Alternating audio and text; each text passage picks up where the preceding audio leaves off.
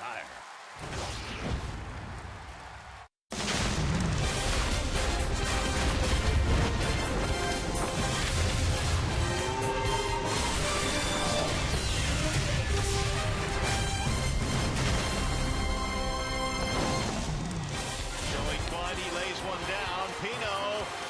Tough throw, and he throws it away, and the Tigers are going to win this game. Game over.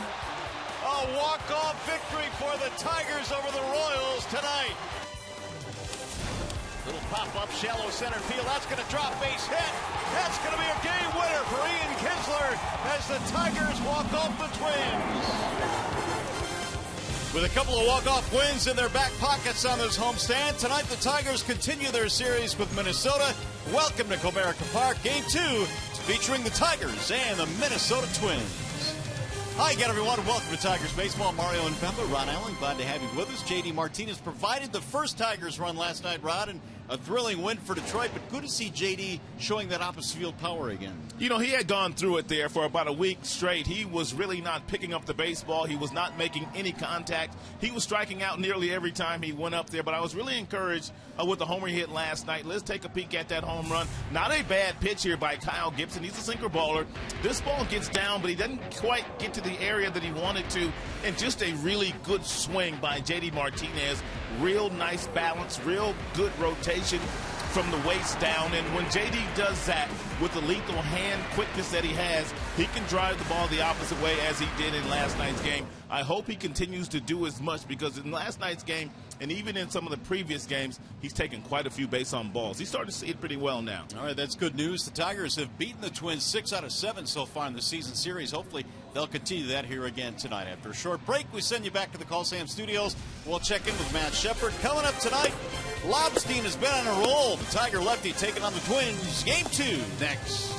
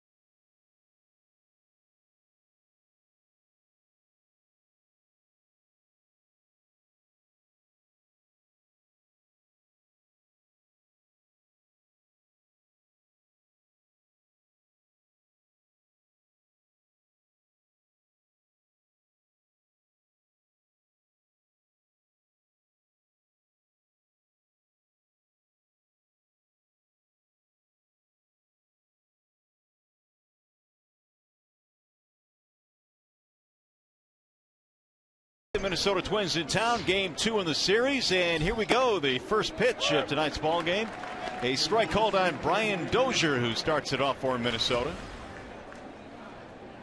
Tigers won the opener last night in walk-off fashion. Try and make it 2 straight here tonight, as Dozier looks at a ball just outside. 1 ball and 1 strike. And one of the things that you want to do against Brian Dozier, you want to stay away from him. He's a dead pull hitter. You want to try to force him into hitting the ball towards center field or right field. Lobstein missing away, 2-1. Dozier batting .242. He's hit 4 home runs this year. 16 RBIs on the season. And it's drilled toward left field, sinking. That'll drop in, base hit. Dozier, wide turn, trying for 2. Here comes the throw to second, the tag, and he's going to be out at second base. Cespedes showing off that arm, and very quickly 1 out.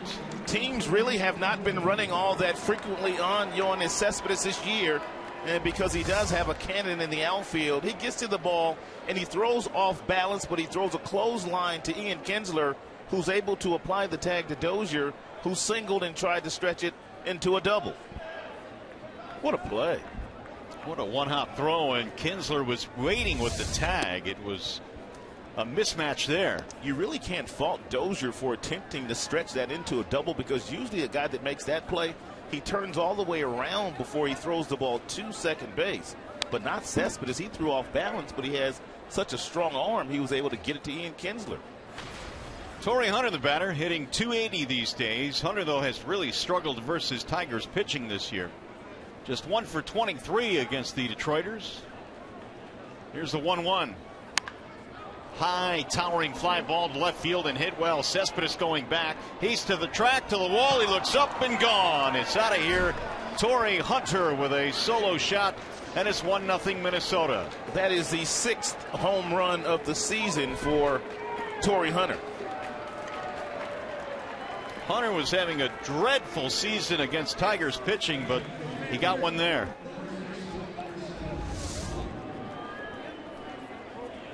It's a breaking ball, cut fastball that didn't do a whole lot, right in the happy zone of Torrey Hunter, and he hit it out of here into the left field bullpen of the Tigers.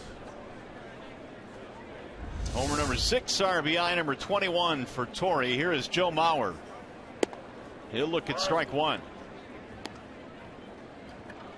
Mauer was 1 for 4 in the opener last night, batting .286.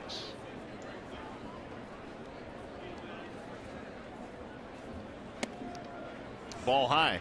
Lobstein has done nice work against left-handed batters this year. Left-handers hitting just .214 against Lobstein this year.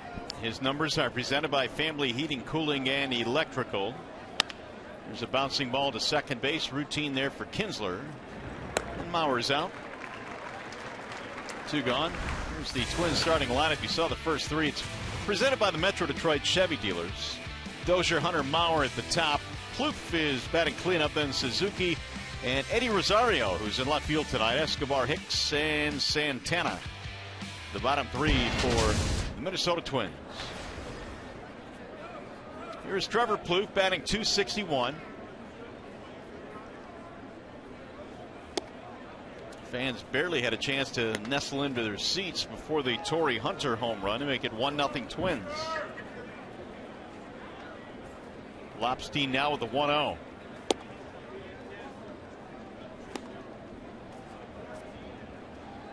Hunter is all smiles right now after that long ball.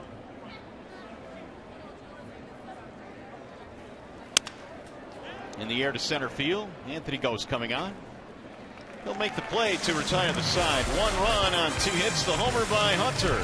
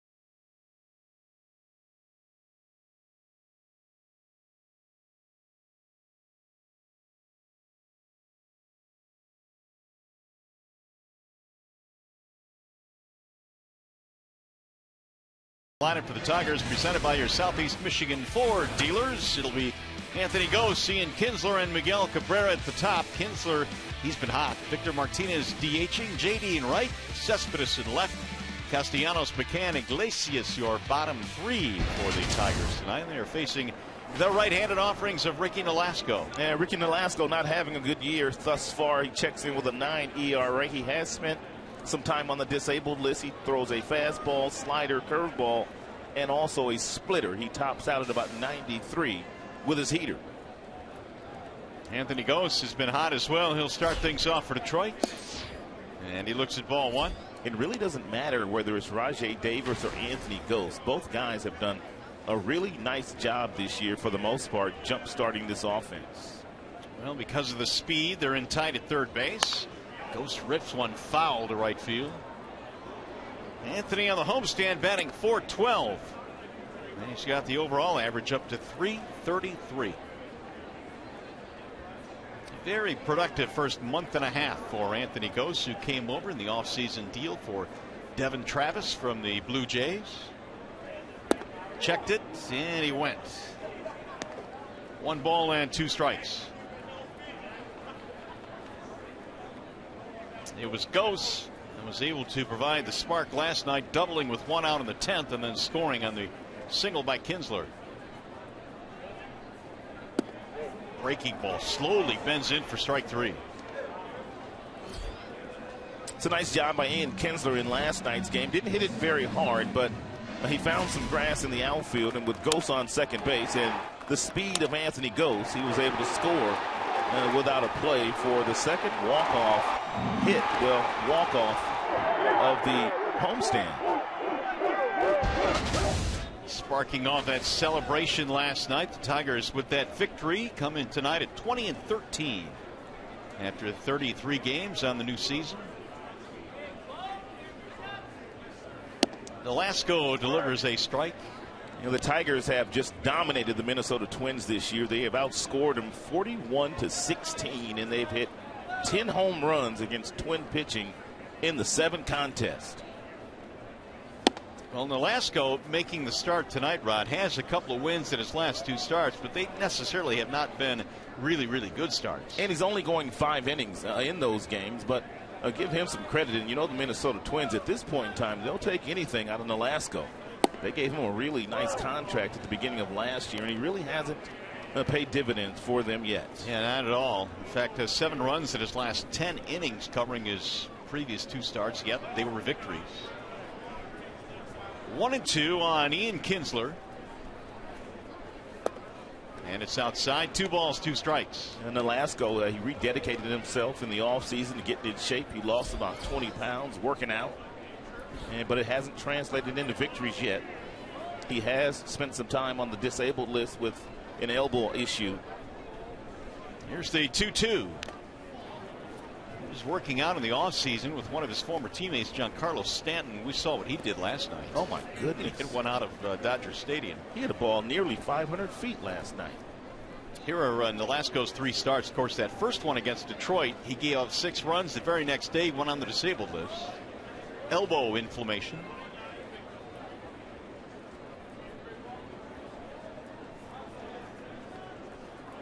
Here's the 2-2. Full count now on Kinsler. Miguel Cabrera waiting on deck. Twins have a 1-0 lead on the Torrey Hunter home run.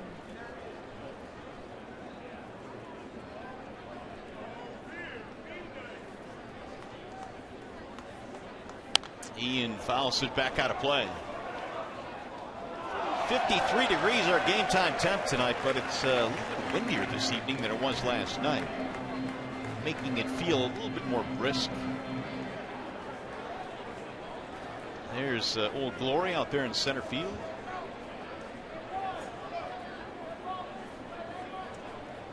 Here's the 3-2. That is popped up. Back behind home plate, Suzuki gets rid of the mass, and he's unable to get there.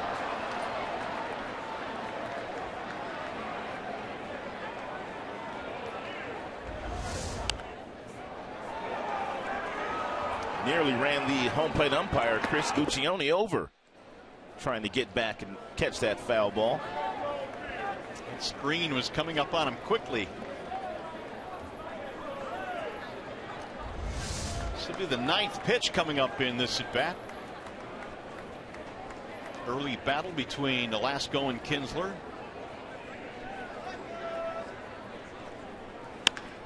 Drill to right center field. Ball's hit pretty good.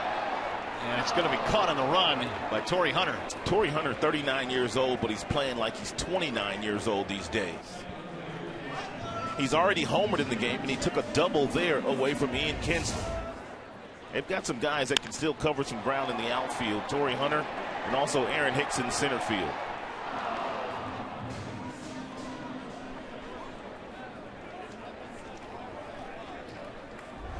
Here's Miguel Cabrera with 2 outs. Miguel struggling just a little bit. Last 10 games, Miguel 6 for 34. Well, his on-base percentage is still the best in the American League because he continues to take his walks. In fact, in his last 11 games, he's walked 9 times. Miggy was 0 for 3 last night, 0 for his last 13 now, which is not something we say very often.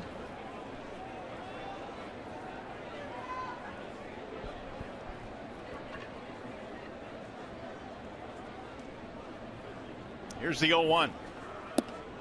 It'll slide outside. 1 ball, 1 strike. That's exactly what Nolasco tries to accomplish to every single batter. Get ahead with a fastball and simply go to some softer stuff, whether it be the curve, the slider, or the split-fingered fastball. 1-2. Looked like a splitter there at 82.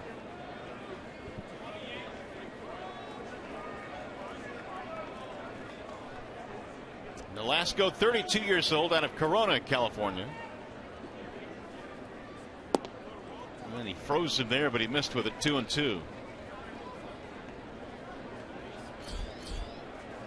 Waiting on deck is Victor Martinez.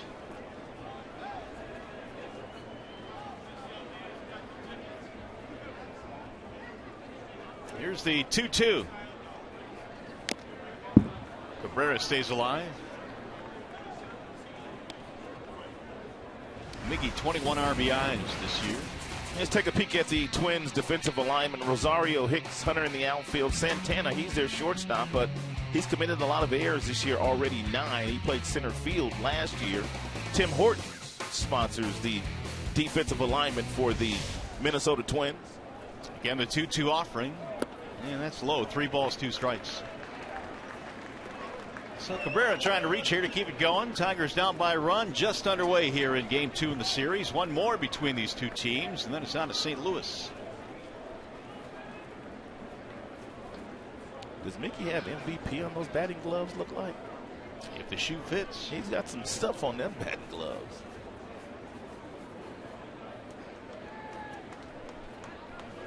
Outside, he lost him. Another walk for Miguel Cabrera. So 2-out runner for the Tigers. Here are the field conditions. They are presented by Ace Hardware and the Scotts Company. We mentioned it's 53 degrees, but humidity at 47%. A little bit of a breeze tonight. It's partly cloudy at the ballpark. The sun is still shining in the outfield, but a crisp night nonetheless. Now a 2-out chance for Victor Martinez.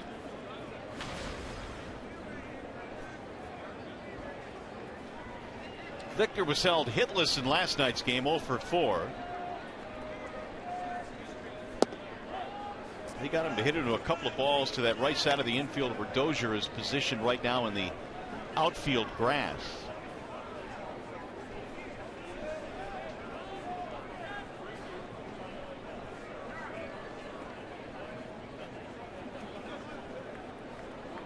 Now Nolasco with the 1-0. 2 balls and no strikes on Martinez. Nolasco has won his last 2 decisions, as we mentioned. That's the first time he has done that since June of last year, which kind of illustrates the tough season he had last year for the Twins. Bouncing ball the other way to the shortstop. Santana gobbles it up. And that'll be it for the Tigers. No runs, a walk, 1 man left.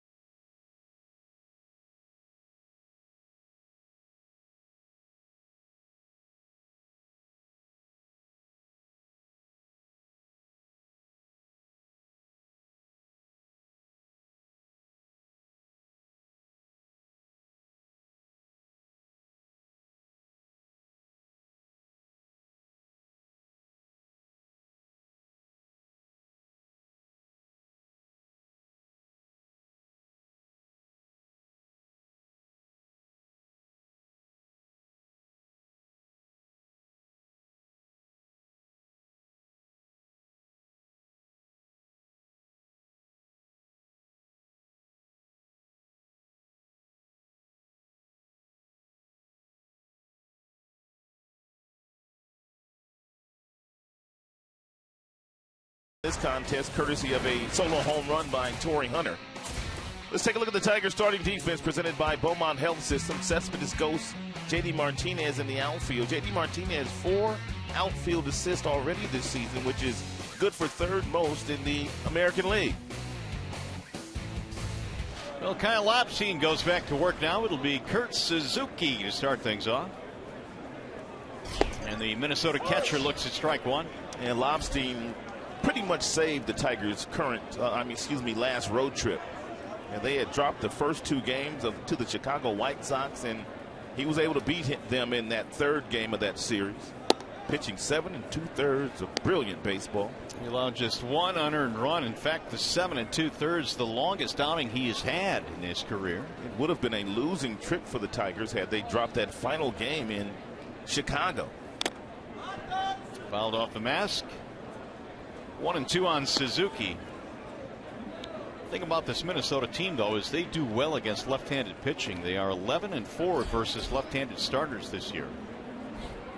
Here's Rosario waiting on deck.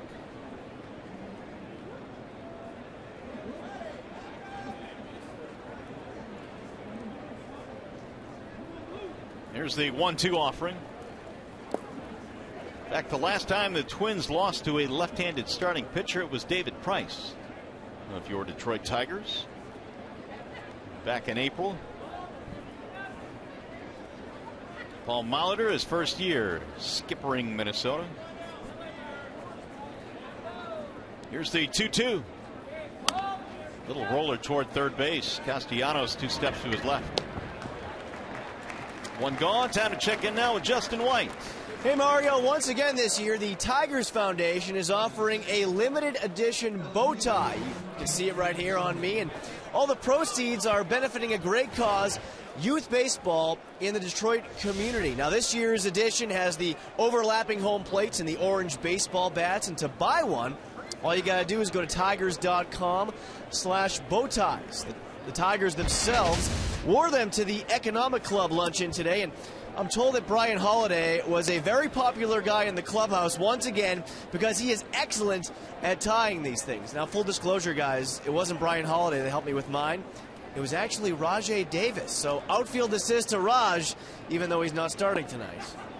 All right, J-Dub, I'll go a step further as well. Wally Joyner was able to tie mine and Raj. He sure did. He hooked us up. All right, Justin looking dapper down there with the bow tie. So thanks to Wally Joyner for his skills. There's a swing and a miss by Rosario. Now, Wally was about halfway through mine. He didn't like the way it looked, so he got an assist from David Newham, the assistant hitting coach. So there are plenty of skills in that clubhouse we don't know about. Bow ties, one of them. Foul tip, and McCann unable to hold on to it.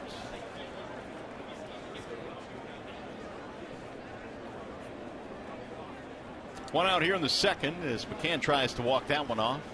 It looked like it got him off the right knee. There's some of the guys boarding the bus as we had a nice little luncheon. Well, not a little luncheon, a big luncheon at the Detroit Economic Club today. It's always a fabulous event. Another huge turnout. All the Tigers sporting their bow ties. Had a chance to do a little Q&A. The 1-2 is swung on and missed, and not a very good swing by Rosario. Told you that Lobstein has real good numbers against left-handed batters this year. They come in with a .214 batting average against Lobstein, and that's an outstanding breaking ball to the rookie Rosario, who's fooled and out in front. 2 gone. Here is Eduardo Escobar. .235 this year for Escobar. Did not have a hit in last night's ball game. Was 0 for 4. Escobar pretty much playing every day these days for the Minnesota Twins after having a great spring training.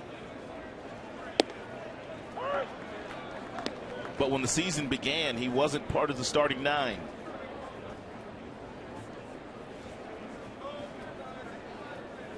Wave and a miss. 1-2 now on Escobar. Well, he's been much better at home than on the road this year. .283 at home and under .200 on the road this season. Here's the 1-2. Bouncing ball to third. That is a foul ball. Just outside of the bag at third base. Twins have been able to show light despite the Tigers' win in the opening game of the series.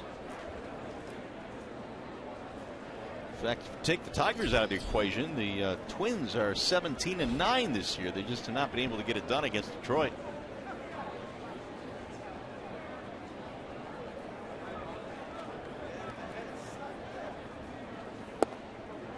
Just missed. 2 balls, 2 strikes on Escobar. Not a bad pitch there by Lobstein. Fastball inside at 86 miles an hour.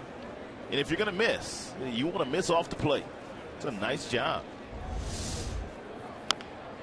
Chop toward third base. On the move is Castellanos. Ooh, he got him by half a step. So much better second for Lobstein. A 1-2-3 second inning.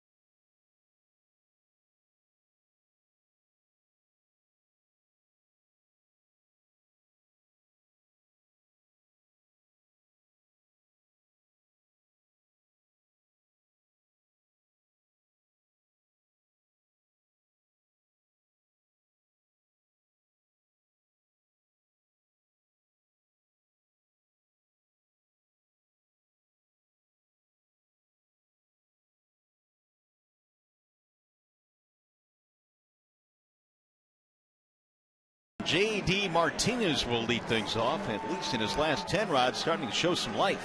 You know, and they really need him batting in the middle of the batting order. And more importantly, J.D. Needs himself. He was pressing there, obviously, when he was 0 for 25 with 16 strikeouts. And he was swinging at balls that were bouncing before they got to home plate. He was not trusting his hands at all. Velasco brings it home, and it's shot to the left side of the infield and through. It finds a hole. He broke his bat. Yeah, but J.D. Martinez strong enough to muscle that ball through the left side of the infield, with Plouffe playing third base and Santana playing shortstop. Good two-seam fastball that rolled in on him, thrown by Velasco. That is the first Tigers hit of this ball game tonight. So J.D., who snapped that 0 for 25 on Saturday, now has a pretty good streak going. Here is Yoenis Cespedes, batting .281. Cespedes 2 more hits in last night's game.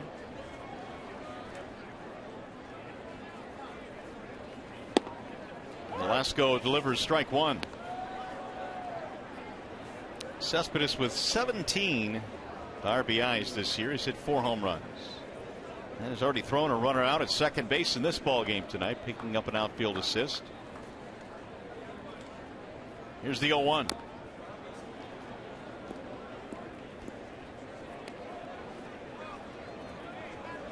Yoenis leads the American League with 12 doubles.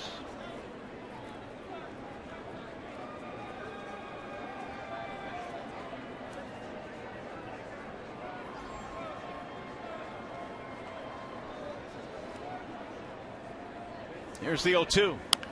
Bouncing ball foul, third base side.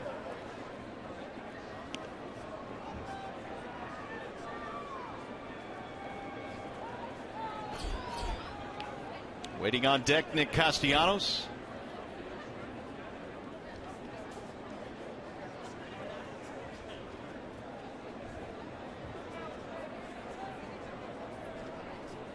Now again, Velasco with the 0-2 pitch. Another chop foul. If you joined us late, Cespedes had an assist on their leadoff hitter, and Brian Dozier trying to stretch a single into a double. That is the 38th outfield assist for Cespedes since he came to the big leagues. Tied for second. Alex Gordon has 44. He tops the list.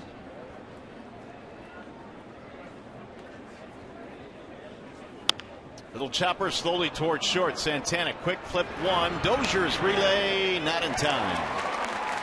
Couldn't turn that any more quickly, but Cespedes too much speed to beat it out. Yoenis Cespedes was having a very difficult time of staying back on the breaking balls that were thrown by Velasco. He looked just like this on every last one of his swings.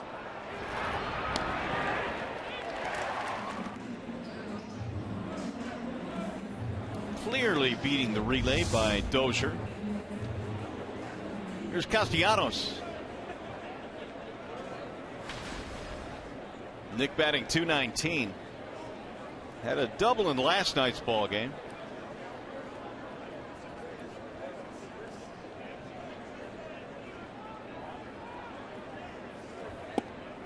And Velasco missing inside. 1 ball and no strikes on the Tiger third baseman. We're talking about Velasco last year really scuffling. In fact, he was 6-12 with an ERA of 5.38. He was their opening day starter last year, but not nearly the return they thought they would get on the investment they made. The 6 wins for Velasco last year, the fewest that he'd ever won in any season in the big leagues, and the earned run average, well, it was the highest of any of his seasons in the big leagues.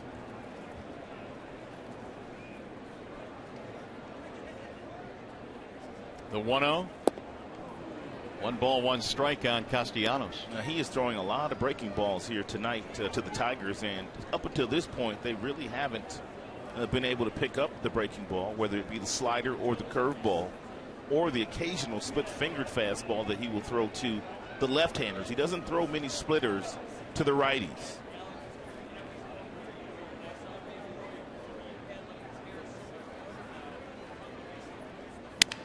Bouncer slowly back up the middle.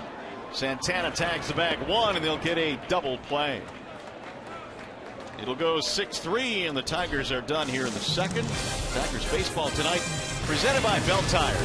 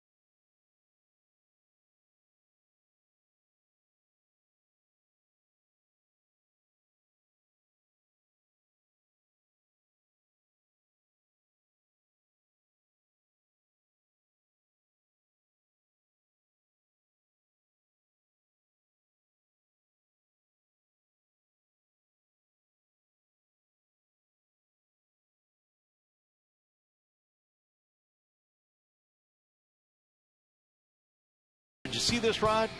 I saw highlights of it. Last night at Dodger Stadium, Giancarlo Stanton cleared the roof.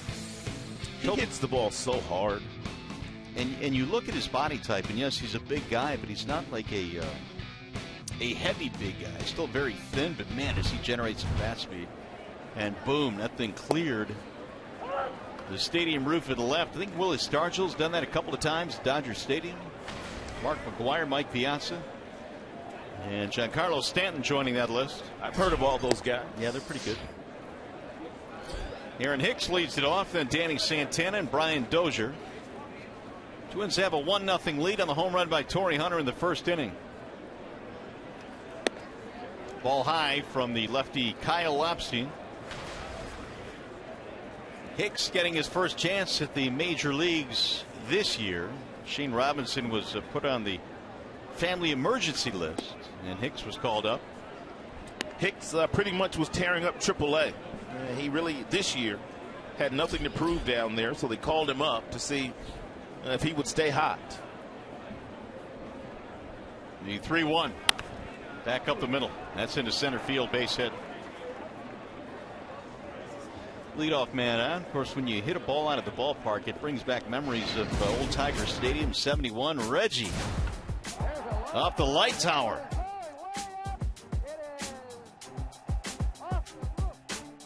(1971) at Old Tiger Stadium. Reginald. Some sweet old A's uniforms. There's that light tower. No one's hit one there yet. I'm not sure anybody ever will. No human, at least. If they do, you better take them downstairs and test them right away. Don't let them leave the ballpark. 1 ball and no strikes on Santana. Batting .248. Had a triple in the ball game last night. His only hit. And he'll shoot that one to right field, base hit. Hicks on his way to third. And he'll get in there safely standing up, and now the Twins have him at the corners. Well, we have an opportunity. Time for a game break with Mickey York.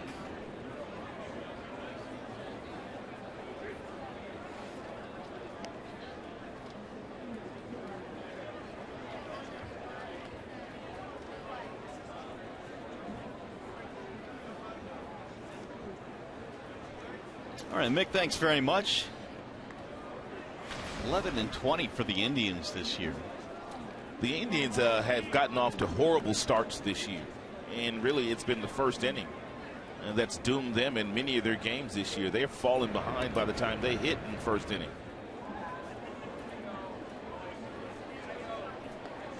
Lobstein has some trouble here in the third. Back-to-back hits by the bottom of the lineup. Brian Dozier standing in. Single thrown out, trying to stretch it to a double to start the ball game.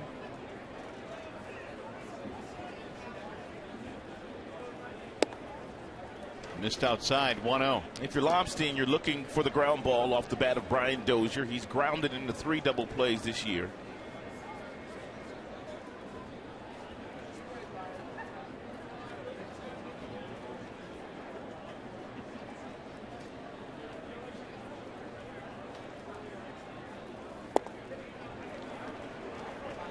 Mentioned last year that Dozier was a 2020 guy, their first 2020 guy since 2004 when Torrey turned the trick.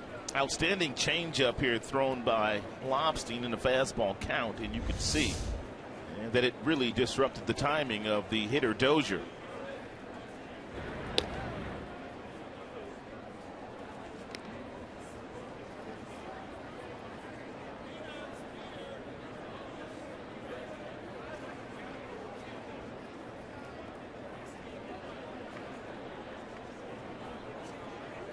McCann once again flashing signs in this one tonight. Here's the 1-1. High fly ball down the left field line, heading toward foul territory. Cespedes will get there. Runner will tag, but hold. That's the runner at third, Hicks. Meanwhile, at first base, Santana going nowhere either.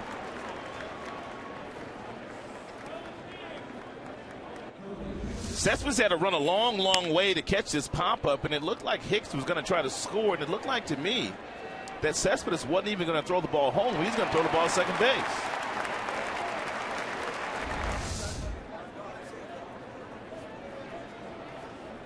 I don't know if he felt maybe his momentum was carrying him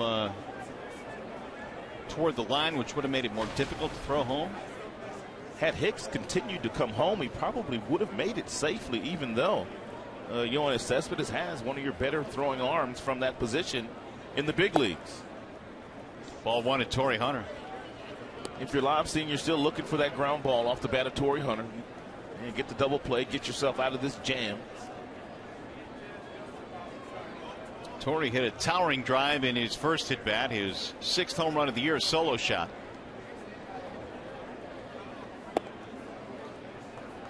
And gave Torrey his 21st RBI. And Torrey performing now like he wants to play another year. And he said in spring training that his numbers would dictate whether he continued his career after signing in the 1-year deal and to go back to the place where his major league career was started.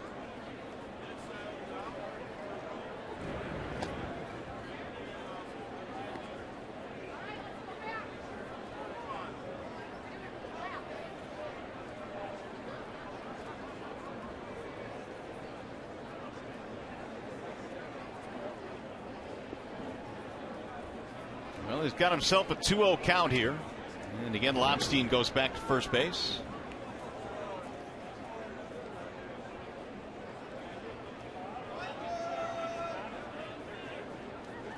Well, you look at Torrey's numbers. I mean, he's on pace right now this year for 100 RBIs. Certainly it's going to be a tough pace to continue, but certainly numbers that as he gets later into the season, August, September, if he's still hitting the way he is right now, he just might reconsider it. It's remarkable, Rod, what he's been able to do at this age, and I guess you can just trace it back not only to skill but the shape that he keeps himself in. Yes, he does keep himself in remarkable shape. 3-0, he'll take ball 4, that will load the bases. Pretty much pitched around and Torrey Hunter to get to Joe Mauer.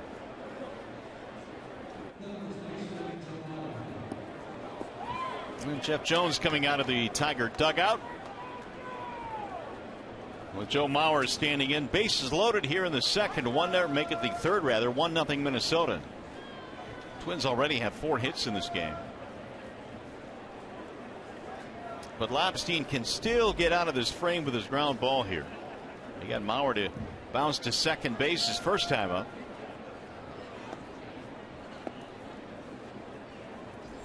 A lot of times Joe Mauer will take the first pitch. However, in this particular situation, after a visit from the pitching coach, should Lobstein throw him a fastball right down the middle, I think Joe just might swing at it.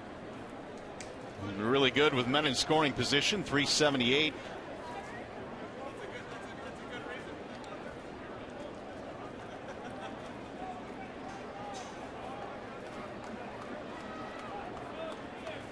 And he will swing at it, although it was a very awkward swing. No balls, one strike. He was so committed into swinging at the first pitch fastball, Mauer, is that he swung at something that was out of the strike zone, which is very uncharacteristic for Joe Mauer. Usually does not leave the strike zone. The 0-1. Mauer has been pulling the ball a little bit more this year, and they say that is a product of him being more aggressive earlier in the count. As you mentioned, he liked to take that first pitch typically and get deeper in counts, but he's been more aggressive this season. He's been encouraged to do that by his hitting coach, Tom Brunansky.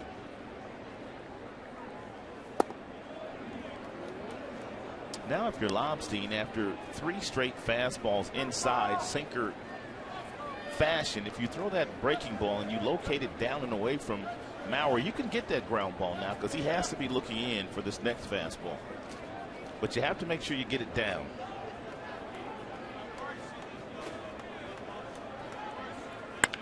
Drilled to the gap in right center field. Trouble. It's going to get down and go all the way to the warning track. This will clear the bases. Mauer is on his way to third, and he is in there with a triple. 3 runs in for Minnesota and a 4-0 lead. And Mauer doesn't hit many triples. That's his second of the year.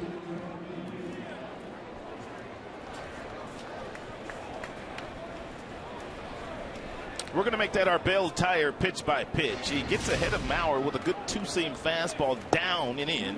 Next couple of fastballs are also inside, and the next pitch is just hanging. And it was right over the heart of the dish, and it was up around the belt buckle, and that's exactly what Mauer did with it. He hit into the gap for his second triple of the season. 3 RBIs, gives him 19 for the year. Twins now have a 4-0 lead with the infield in. That ball is shot to deep right center field. It's going to be over the head of Martinez. To the wall it goes. This might be another triple. Plouffe is on his way to third, and he is in with a 3-bagger. Back-to-back triples for Minnesota.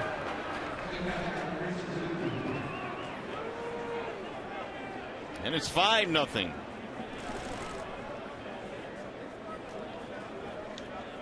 First of the year for Trevor Plouffe.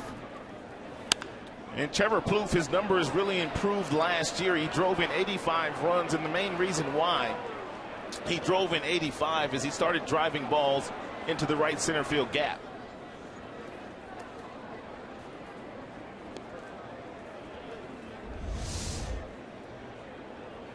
Last 2 pitches that Lobstein has thrown have not been located very well. The hanging breaking ball to Joe Mauer, and then the fastball that really had nothing on it there to Trevor Plouffe. Early activity tonight for the Tigers in their bullpen. Alex Wilson warming up. Infield is in as Kurt Suzuki takes his swings. And the Minnesota Twins are swinging the bats a lot like the Minnesota Twins we'd heard about the last 2 weeks. And a lot like the Minnesota Twins that played against the Tigers last year. Here's the 1-0. 2-0 on Suzuki. It's a dangerous count for a guy like Lobstein that doesn't possess a really good fastball. You really can't throw a fastball by Suzuki anywhere in the strike zone. And when you've fallen behind 2 balls, no strikes, just can't do it. That's in there, a strike. 2-1. 4 hits in the inning, 2 of them 3-baggers. Mauer has driven in 3, and Plouffe has knocked in 1.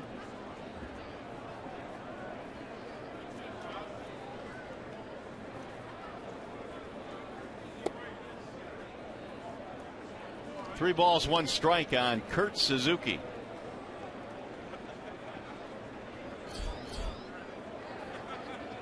Rosario waiting on deck.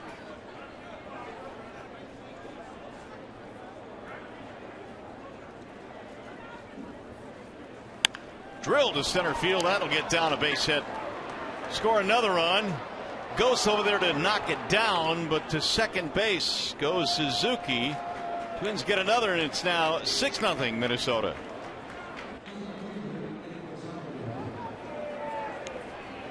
That's going to be it. Here comes Brad Ausmus. So one start after going a career high 7 2/3 against Chicago. Kyle Lapstein will be knocked out here in the third tonight. 3 straight extra base hits for Minnesota. Lapstein gives up the baseball. Wallside Windows pitching change. Tigers go to the bullpen, and we'll be back.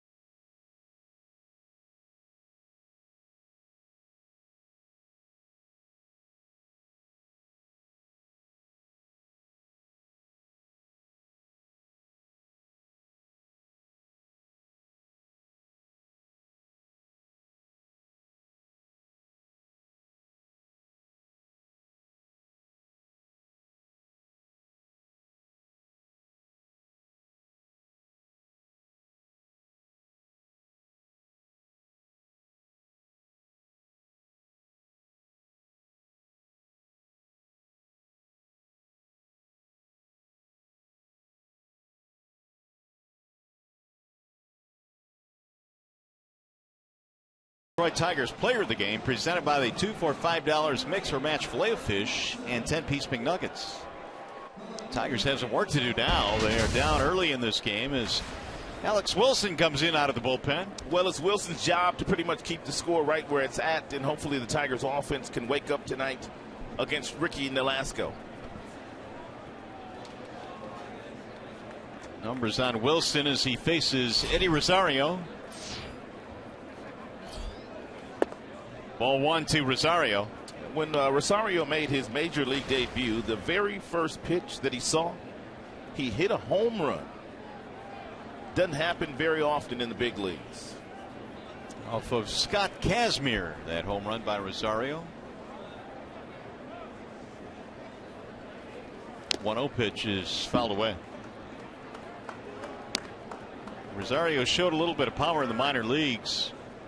Mostly down at low A ball back in 2011. Hit 21 homers.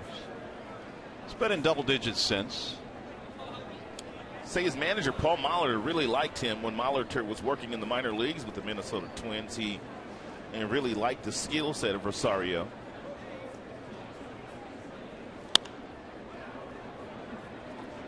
That'll get back out of play. And not only did he homer in the very first pitch that he saw in the big leagues, his entire family was in attendance, and boy, were they fired up. And in his first 4 games in the big leagues, he had an RBI, so he's gotten off to a nice start.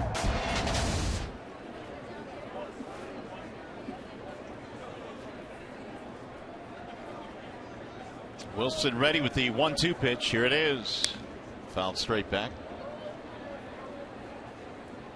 Well, the Twins have themselves a really balanced minor league system. They've got some really premium prospects when you're talking about position players like Miguel Sano and Byron Buxton, but also pitchers, Barrios, Alex Meyer, they're still waiting on.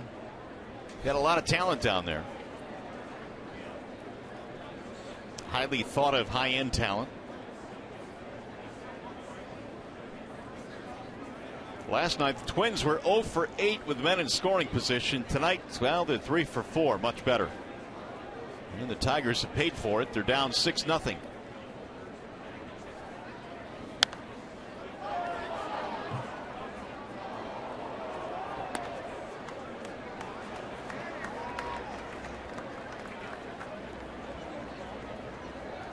Twins offense this year with runners in scoring position. They came in at 300, 4th best in not just the American League, but all of baseball.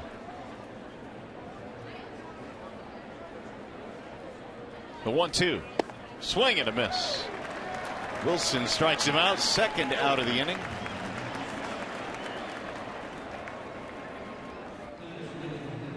Well, just a reminder as you enjoy a cold one to look forward to Miller Time later in tonight's game, brought to you by Miller Lite.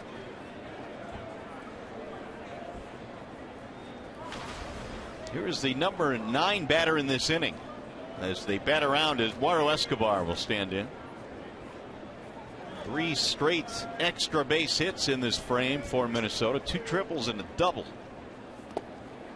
Good block by McCann. He did a lot of blocking in last night's game as well, did McCann. Alfredo Simon threw a lot of those split-fingered fastballs that were bouncing in. McCann was on and blocking every single one of them. Yeah, he was on high alert last night. Wilson replacing Lobstein here in the 3rd. And runner at second base still the property of Kyle Lobstein. Ball high, 2-0 on Eduardo Escobar.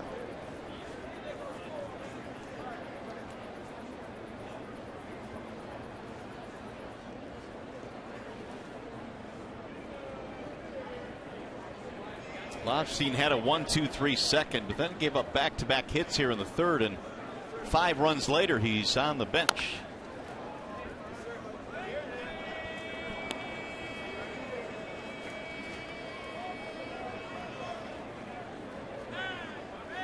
Escobar grounded out to end the 2nd. 0 for 5 in the series.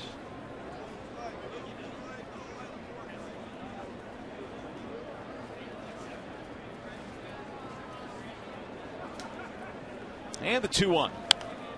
That'll make it 2-2 now on Escobar.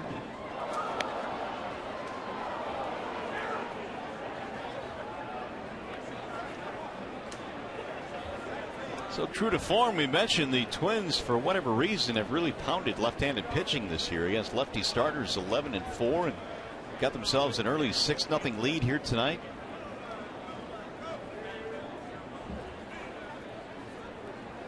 Now the 2-2. Fill it 3-2 on Escobar. Hicks waiting on deck, and he got things started with a base hit.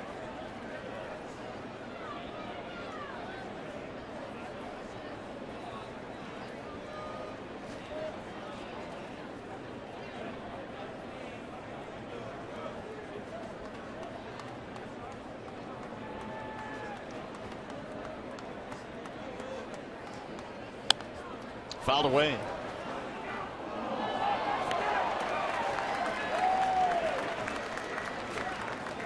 Twins got a run in the 1st on the Hunter home run. They've added 5 more here in the 3rd. The big blow, the bases loaded triple off the bat of Joe Mauer. That cleaned him up.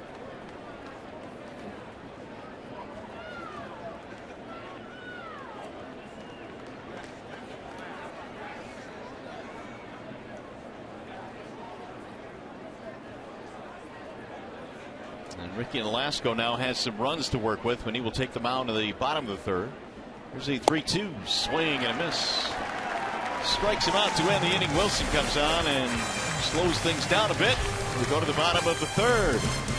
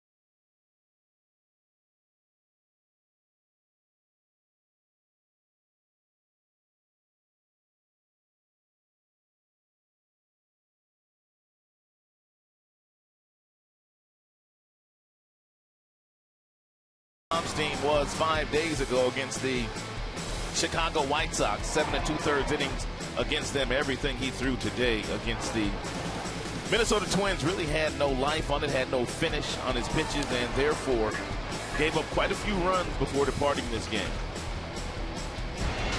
So now it's up to the Tigers offense to get him back in the ball game here as James McCann leads it off. Then Iglesias and then Ghosts facing Nolasco. First one is in for a strike on James McCann.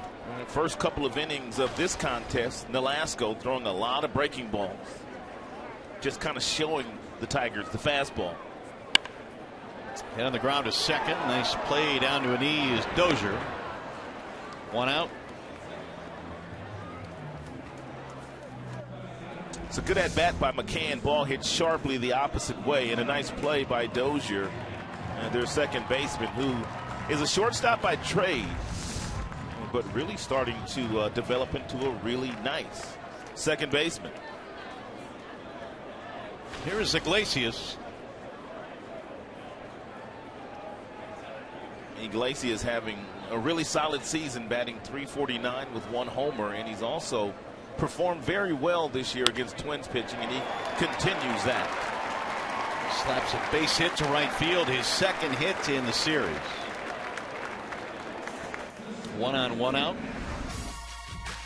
Well, see the Tigers take on the Brewers May 18th through the 20th and get 4 tickets, 4 hot dogs, 4 bags of chips, 4 drinks, all for just $76. It's the weekday value pack. Call 866-66-TIGER or visit tigers.com. Yeah, the Milwaukee Brewers have been playing some pretty good baseball since they fired their manager, Ron Renicky. Craig Counsell now is their skipper.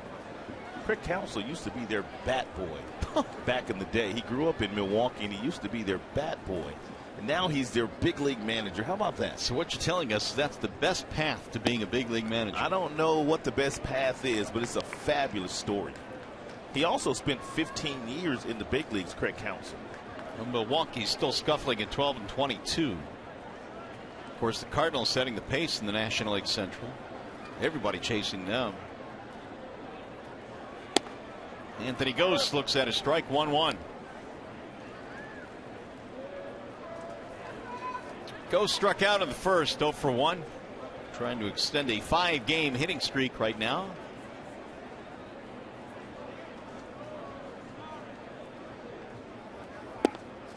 That's in there for a strike. Ghost not so sure about that last call.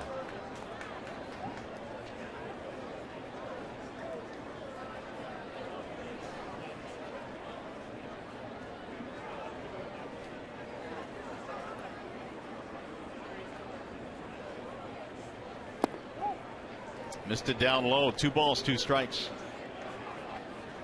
Then Anthony asked at the luncheon today the key to stealing bases.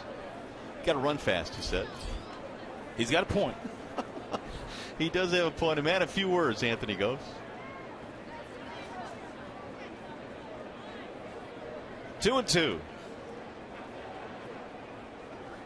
Swing and a miss. Second time Ghost is fanned tonight. 2 away. Also the second time that Nolasco's gotten Ghost on that really slow breaking ball. And you can see the curveball coming off the fingertips ever so slightly, and it's got some really nice 12-6 break on the curveball, straight down. Tigers beat up on Nolasco the first time they saw him here at Comerica Park in early April.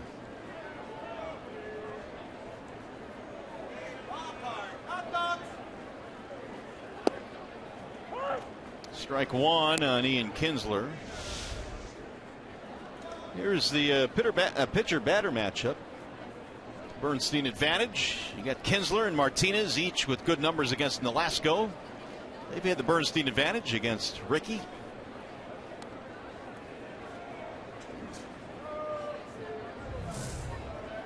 Kinsler flying out his first time up.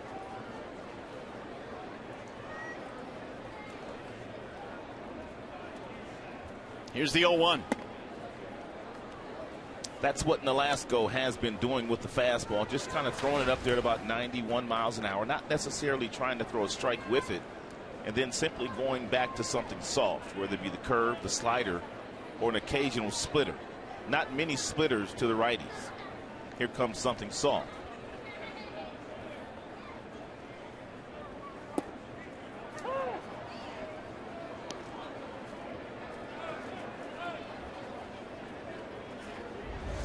Kinsler couldn't pull the trigger on it. Looked outside. Just a hair. That's what Mr. Foxtrack said too. 1-2.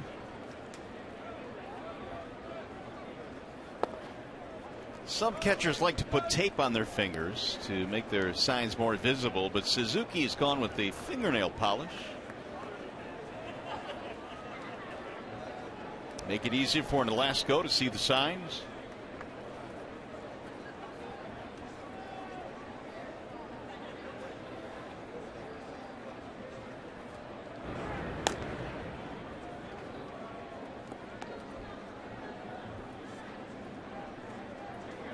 Iglesias at first base. He's standing there with 2 outs. Tigers down 6-0 tonight as we play in the third.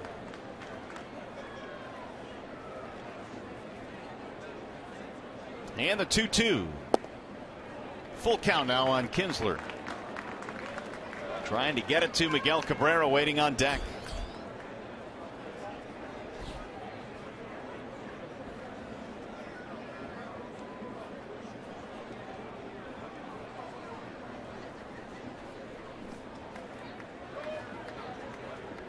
Runner will go on 3-2, and it's swung on and missed. Kinsler falls to a knee, and Nolasco gets his 3rd strikeout of the game.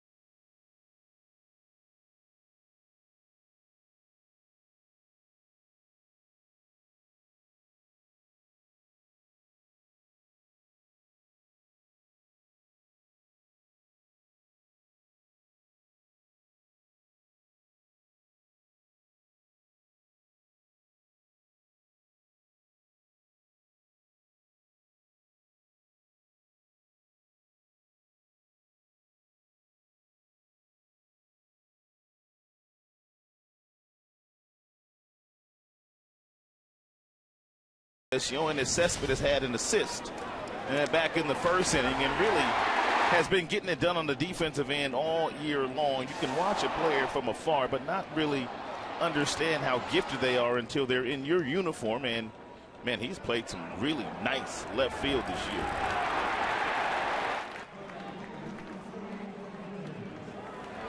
Well, Cespedes was acquired in the Rick Porcello deal, as was the guy in the mound right now, Alex Wilson, who's going back to work here in the 4th inning, and it's a strike called on Aaron Hicks. Hicks' first at bat of the game was right-handed. He singled right back up the middle, and now batting left-handed. Wilson's 0-1. Ripped fair down the first base line. This one will rattle around the corner. Hicks has extra bases. On his way to second, he will pull in with a stand-up double. Aaron Hicks really has not performed all that well in the big leagues. His career batting average was .201 before last night's game, but it's that new leg kick that allows him to get that right foot up and then back down. Once it gets down, that's where the weight transfer takes over. He's always had good bat speed, but for whatever reason, he just had not been able to put it together at this level. Meanwhile, the Twins have 8 hits now. 5 of them have been for extra bases. And if Hicks continues to hit, it's only going to bode well for Minnesota defensively. He's an outstanding center fielder. Santana now will try and at the very least advance him. Had a single to score a run, and scored a run, I should say, back in the 3rd. He came around in the Mauer triple.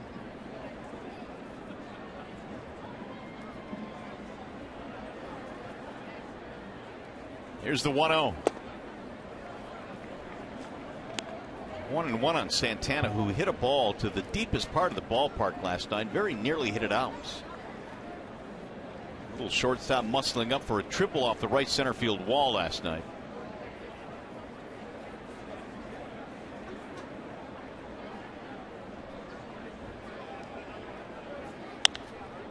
Lifted in the air towards center field. Goes cruising over. This will not advance the runner. 1 out.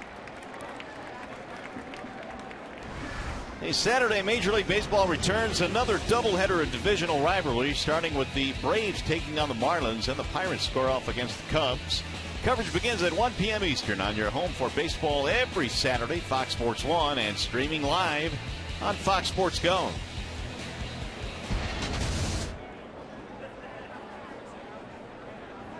One out for Brian Dozier. Dozier a fly ball and a single in this game. 1 for 2. Ball 1 low and away.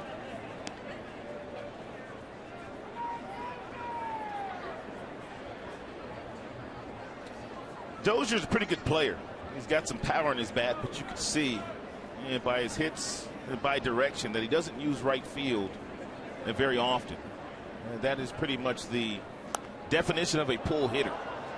And once he really learns how to hit the ball the opposite way a little bit more frequently, his batting average is going to come up. You see Ian Kinsler at second base pretty much shading him up the middle because that's where he hits the ball quite frequently. Miggy well off the bag at first. Here's the 1-1. 2-1 on Dozier.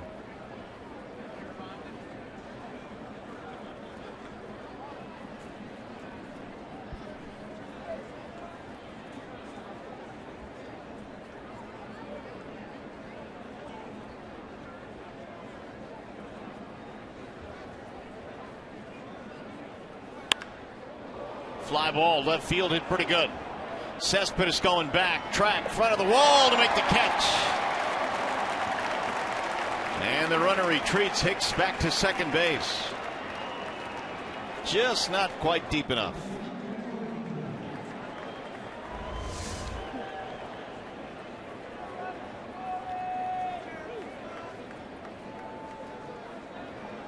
Good concentration here by Cespedes, not getting too close to the wall before he elevates. I think Dozier thought he had one. So with 2 outs, here's Torrey Hunter. Ball 1. Did you think he got that? I thought it was going to fall a little bit short. That's exactly what happened. But I think you're right. I think Dozier thought he got it. Cespedes had a beat on it all the way. Hunter's had a good night. Homer and a walk. He was scored twice. Bouncing ball to short. Iglesias has it there. And nothing comes of the leadoff double by Hicks. No runs and a man left.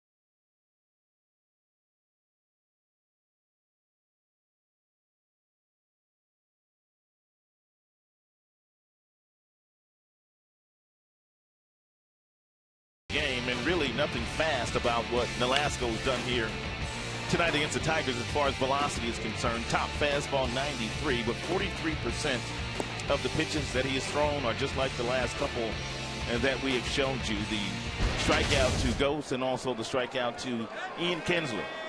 No runs over 3 innings. He's allowed just 2 hits and has struck out 3. Goes back to work now against the middle of the Tigers lineup, and Cabrera takes a hack 0-1. Miguel, then Martinez, and then J.D. Martinez. Tigers trying to get the offense going here. Let's see, they had a walk in the first, they had a single in the second, and a single in the third. Swing and a miss. The way the Tigers started the season from an offensive standpoint, you just thought that they would just pummel American League pitching all year long, but that really hasn't been the case the last couple of weeks. They've kind of struggled to score runs. Yeah, there's no doubt. I mean, you know, you look at the names in this lineup, but especially what they did, as you mentioned, the first couple of weeks of the season, you thought, there's nobody that's going to stop these guys. As Cabrera goes down swinging. Yeah, very difficult to get through this Tigers lineup 4 times for any pitcher. Guys like Kinsler, Miguel, Cespedes. But that breaking ball that Nolasco's featuring today, they just can't hit it. Not yet, anyway. 4 strikeouts for Nolasco, 3 of them consecutively now. And here is Victor Martinez.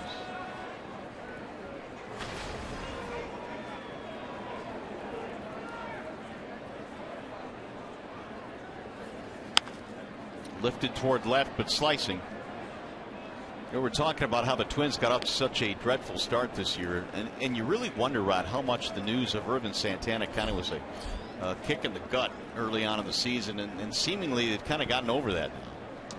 They're performing the way that they did last year, at least from an offensive standpoint. They averaged quite a few runs last season.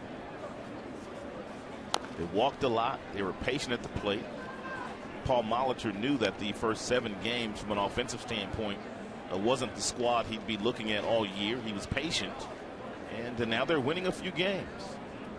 Santana, meanwhile, will be eligible to come off the suspended list for PEDs on July the 4th, so that'll give them another quality arm, assuming he can do what he's done in the past for the second half of the season.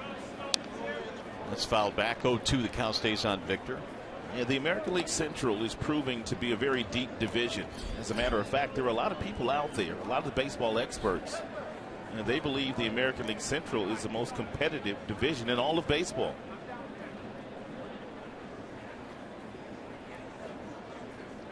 Again, the 0-2. You know the Chicago White Sox are going to play better. And Cleveland, I'm kind of betting they play a little bit better too, as they get more comfortable with their team. Yeah, I'm with you on that. I don't think they're 11-20 right now. That record really indicates the talent they have. But likewise, Chicago, I think they're better than 13-17. Well, Sale and Samardzija, they're not going to have ERAs north of 5 all year.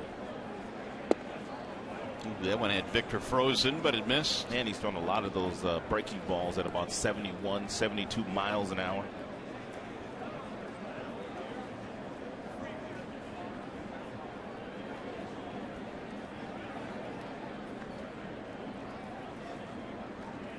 Swing and a miss. He tied up Victor, and down he goes. That's going to be 4 straight strikeouts. And all 4 of the strikeouts have come on this exact same pitch, the really slow off-speed pitch.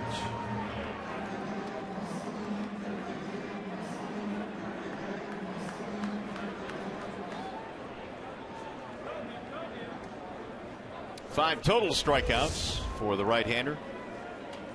Here's J.D. Martinez. J.D. had a single back in the second. Told you that Nolasco has missed some time this year with an elbow injury. He also missed some time last year with the same elbow injury. And boy, if he continues to throw all these breaking balls, he's going to have to ice that elbow tonight. He's throwing one after another.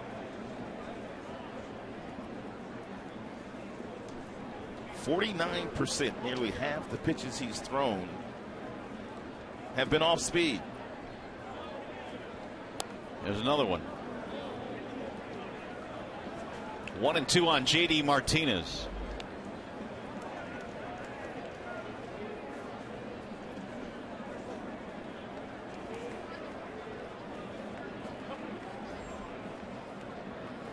Signed a 4-year contract in November of 2013, and well, last year won just 6 games for Minnesota.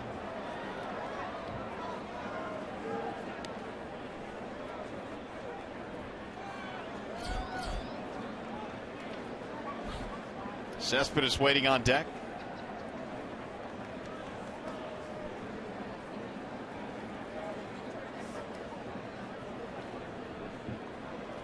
Here's the 1-2. Another bender. That one missed, and Nolasco thought he had strike 3. Well, not only was he headed toward the dugout, but his entire infield had taken 2 steps toward their dugout. They all thought it was a strike. Ooh, and it easily could have been called a strike.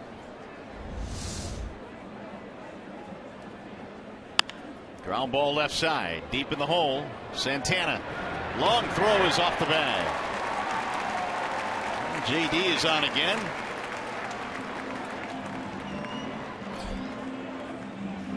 His second hit of the ball game. Santana has a strong arm from the shortstop position, but the throw off line, and Mauer had to come off the bag, and by the time Mauer came off the bag, JD Martinez was stepping on first base and crossing it. So Martinez is 2 for 2. Here is Cespedes.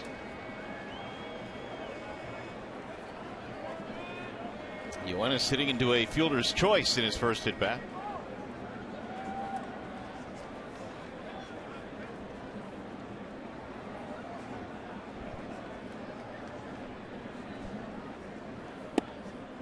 Cespedes has been stuck on 17 RBIs for a while. His last RBI was on April 28th. That was at Minnesota.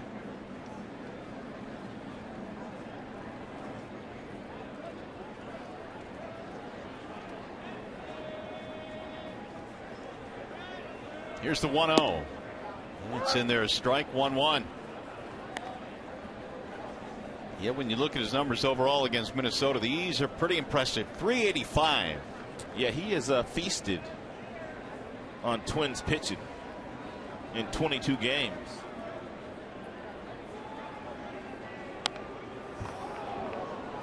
Tigers just seem off balance all night. Yeah, and that was a hanging breaking ball there thrown by Nolasco. Most of the breaking balls he's thrown today have gone toward the bottom of the strike zone, but that one hung up there nicely for Cespedes. Castellanos waiting on deck.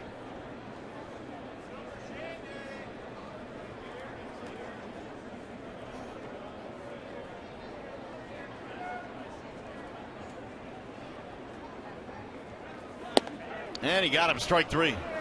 Can't move the fastball that time, and Mr. Cespedes took it down the middle. 6 strikeouts for Nolasco. He's looked good tonight.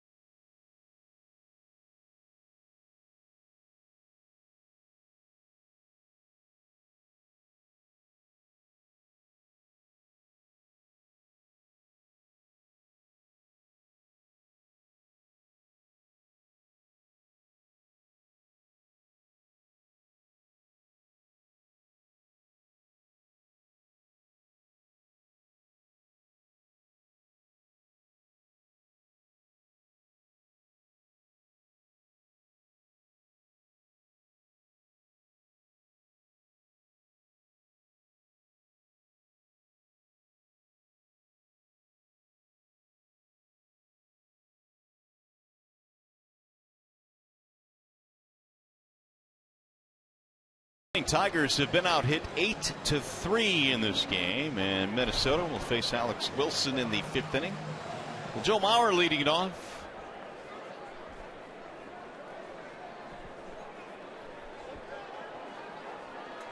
Here's Joe Nathan, Tigers closer, who had his second Tommy John, is in the dugout tonight. I saw Joe Nathan this afternoon when I left the economic luncheon. And today I had to go to therapy to get some work on my shoulder, which I had surgery on back in February. And there was Joe Nathan in the same spot getting some therapy too. Meanwhile, Joe Mauer leads it off here in the 5th inning. Mauer, Plouffe, and Suzuki.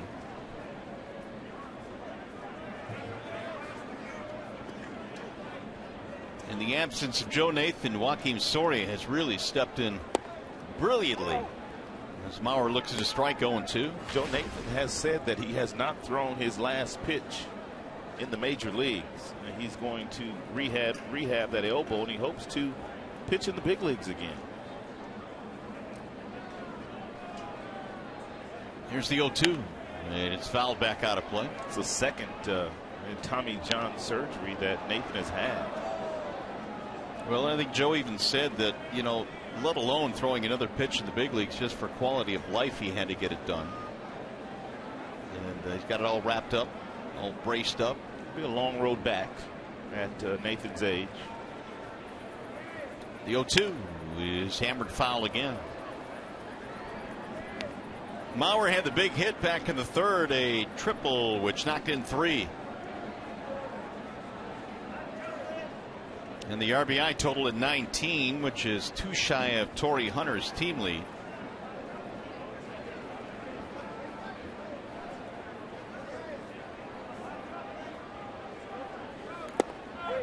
Wilson got him in the outside corner, strike 3. Mauer doesn't think so. It's a really nice cut fastball thrown by Alex Wilson there at 86 miles an hour. May have been a generous call by Chris Guccione, though. Looked like it was. But Wilson will take it. That is his 3rd strikeout since coming on.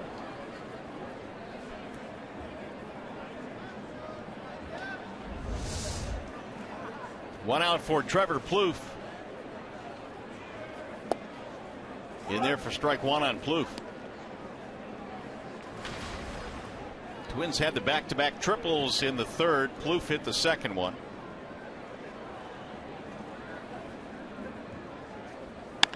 Bouncing ball back towards 2nd, and there is Kinsler. Plouffe is out, 2 gone. Hey, Friday, May 22nd, the Tigers are battling the surprising Houston Astros at 7:08. Fans are invited to stay after the game. It's a fireworks spectacular. If you'd like tickets, call 866-66-TIGER or visit tigers.com for more information. Looking forward to getting our first look at the Houston Astros. Got themselves a 4-game lead right now in the West. Led by Jose Altuve. Here's Kurt Suzuki. Ball 1. Can the Astros maintain all season long, do you think? I don't think so. I think some of those other teams in the American League West are going to start to play better. Seattle's starting to play a little bit better now. Oakland's not nearly as poor as they've played, and the Angels are not as bad as team as they've played this year. The thing about the West is I'm not sure who the best team is in that division. A lot of people, and myself included, I picked the Seattle Mariners to ultimately win that division. Here's the 2-0. Outside, 3-0 on Suzuki. Kurt had a double to not get a run back in the 3rd.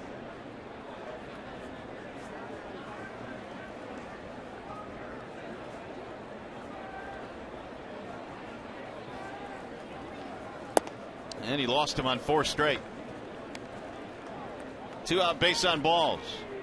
First one given up by Wilson. That'll keep it going now for the rookie Rosario. Now, who doesn't belong on this list right here? Victor does, Miguel does, Holiday does, and Bryce Harper does. But who's that guy named Jose Altuve at about 5 feet 4 inches that's already been walked 5 times intentionally. Jose Altuve, 5 intentional walks. That just kind of gives you an idea that the respect that he's starting to get around baseball, regardless of his size. That's a great thing about baseball. The game itself, doesn't matter what size you are. There is certainly room for everyone. No balls, 1 strike on Rosario. He skies that one in the air to right. JD Martinez under it. That'll end the inning. No runs. They get a walk. And strand a man. Here comes the bottom of the 5th.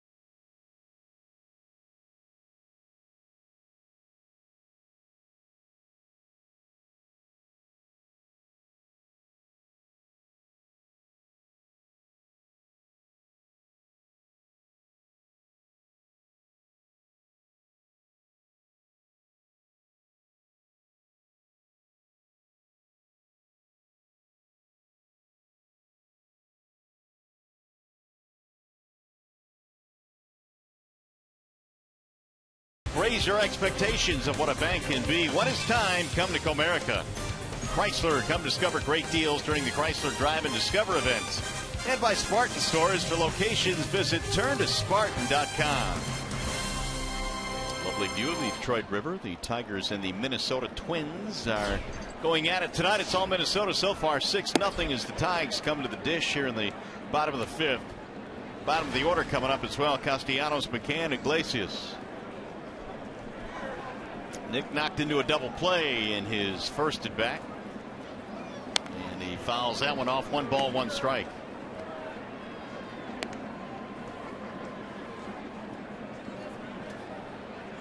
Ricky Nolasco has punched out 6 in this game. Actually struck out the side in the 4th. Did give up a base hit though. Swing and a miss. 1-2 on Castellanos.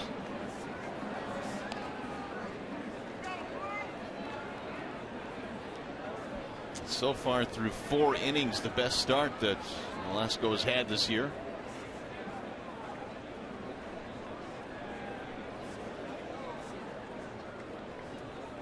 Now the 1-2. 2 balls, 2 strikes.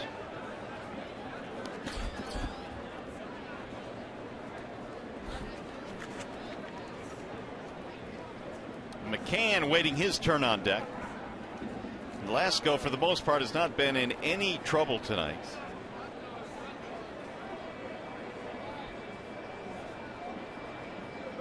And his 2-2.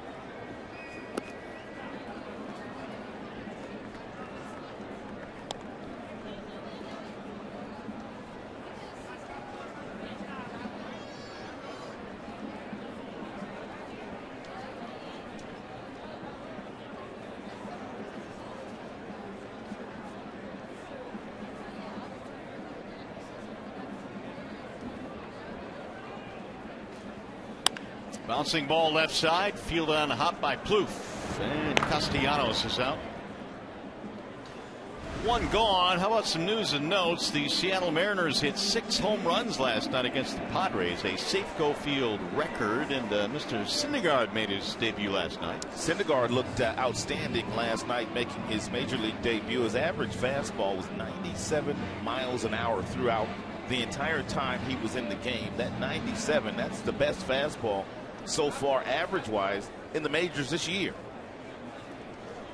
If you're having a tough day, just think about the Rockies. They've lost 10 in a row. Ooh. One out now for McCann, who looks at the ball inside. 4-3 ground out in his first at bat.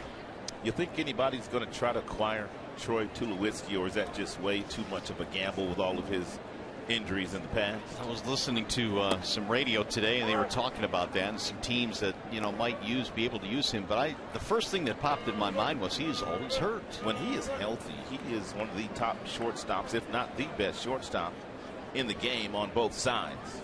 But man, he just has not been able to stay healthy. So if you're a GM that wants to acquire Troy Tulowitzki and you're trying to put a package together, obviously they're going to want probably some prospects in return, maybe some major league ready guys. But how do you judge what kind of package to put together with that injury history there? Well, what you have to do is, if you're trying to acquire a guy like Tulowitzki, you have to make the Colorado Rockies eat the majority of the contract, most of the money. Yeah, that would make it doable at least. I mean, it won't be a situation like Josh Hamilton going back to the Texas Rangers where the Angels pretty much ate all the money, but it has to be a large chunk. Ball was hammered to center field way back. Right in front of the wall, it's caught by Hicks. That's a home run in every other ballpark in the majors except Comerica. I didn't know Brian McCann had that much pop in his bat, to be honest with you. That might be the furthest ball I've seen him hit since he's come to the big leagues. James, too.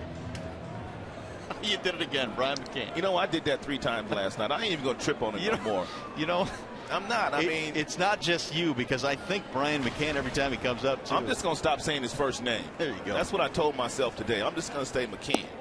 You can't lose that way. And people tweet you. You don't even know the guy's name. I'm like, come on.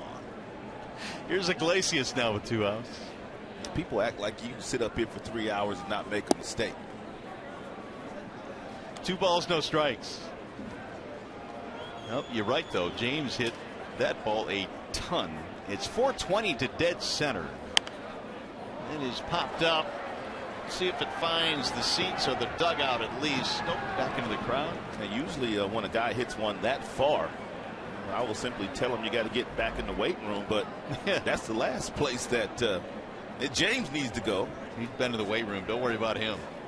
He just needs to pick a different part of the ballpark.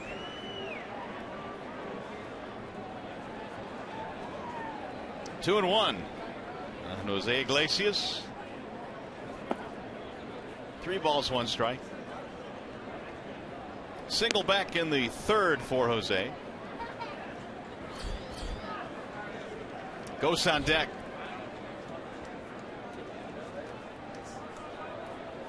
The 3-1 pitch. Walked. Tigers get a 2-out base run. Hey, tonight on Fox Sports Live, Alex Ovechkin guaranteed victory over the Rangers, but can he and the Caps back it up tonight in Game 7? Plus, Pete Rose in studio. Break down Harvey versus Bryant. You can see Fox Sports Live tonight at 11 on Fox Sports 1, or see it simulcast right here on Fox Sports Detroit after the Tigers and Twins re-air.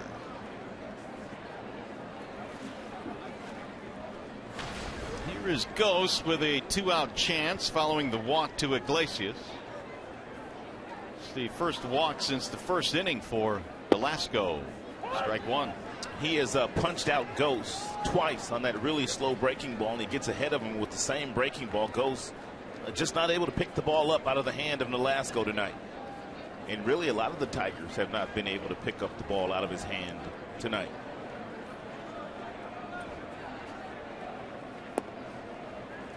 Ghost stares that one into the glove. 1 ball and 1 strike on Anthony. And then he comes back and he throws you a fastball at about 91 after throwing you a couple of 74 mile per hour breaking balls, and that fastball looks like it's about 100 miles an hour. Here comes one of them. Pulled foul. 1-2 on Ghost. How much did this miss by? Not a whole lot.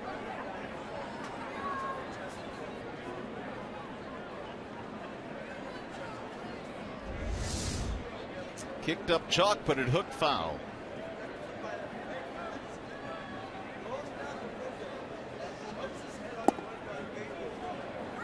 2-2. Phil Nolasco now has thrown 85 pitches. We mentioned that his strikeout numbers have been high. He's fanned 6. A couple of base on ball. Clearly his best outing of the year.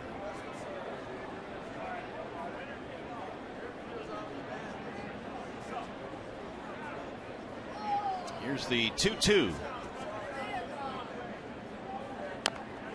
Nubbed right back to the mound. Nolasco will shovel it to first to end the inning. So the Tigers just can't figure him out tonight. Let's go to the 6th.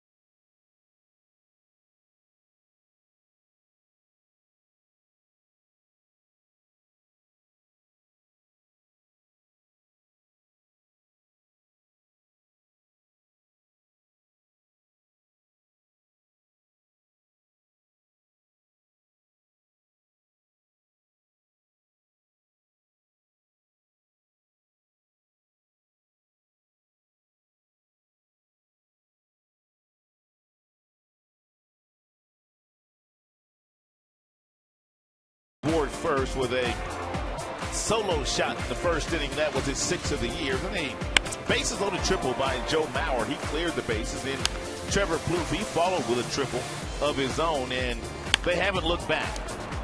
And Kyle Lomstein did not get the ball down in the strike zone today, and for that he paid. He gave up 6 runs before departing. And Ricky Nolasco has done the rest for Minnesota. They lead 6-0 as we go to the 6th. Meanwhile, Alex Wilson has gone 2 2/3 of scoreless baseball. He's back to work, and he throws strike 1 to Eduardo Escobar. Wilson has done a nice job in the role that he's been given since coming up from the minors. He's been the long guy in the Tigers bullpen. Little pop up back to third. That's going to drop into the outfield grass. Leadoff single for Escobar. Time for a game break. Let's check in with Mickey York.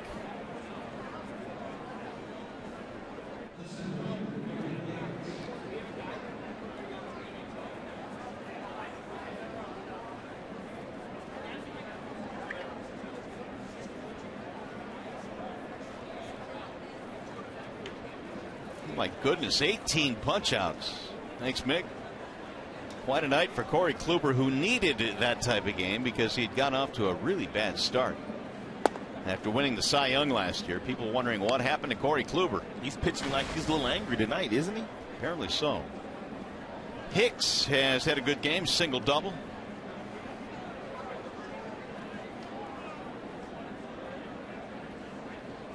Outside, 2 balls, no strikes. More action in the Detroit bullpen. Blaine Hardy is warming up, the lefty.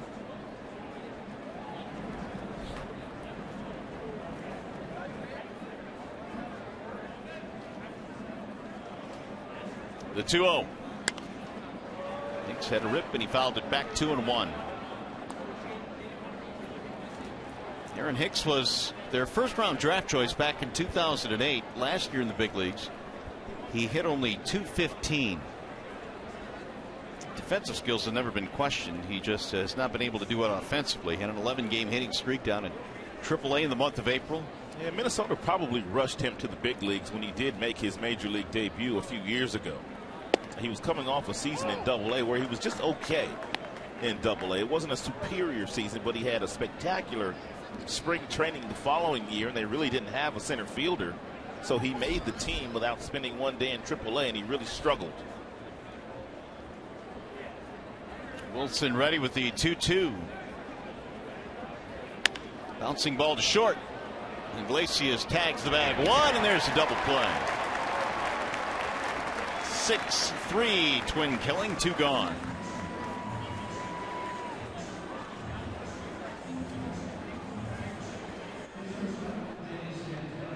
They follow the Tigers all season long in 2015 with MLB.com at Bat, the #1 app for live baseball. At Bat is up to the moment, at any moment, with in-game highlights, live look-ins, replay reviews, radio broadcasts, and a whole lot more. Get MLB.com at Bat on your smartphone or your tablet. Santana hits one in the air to center. That should do it here for the Twins. Ghost hauls it in, and nothing comes of the leadoff single. Here comes the bottom of the 6th.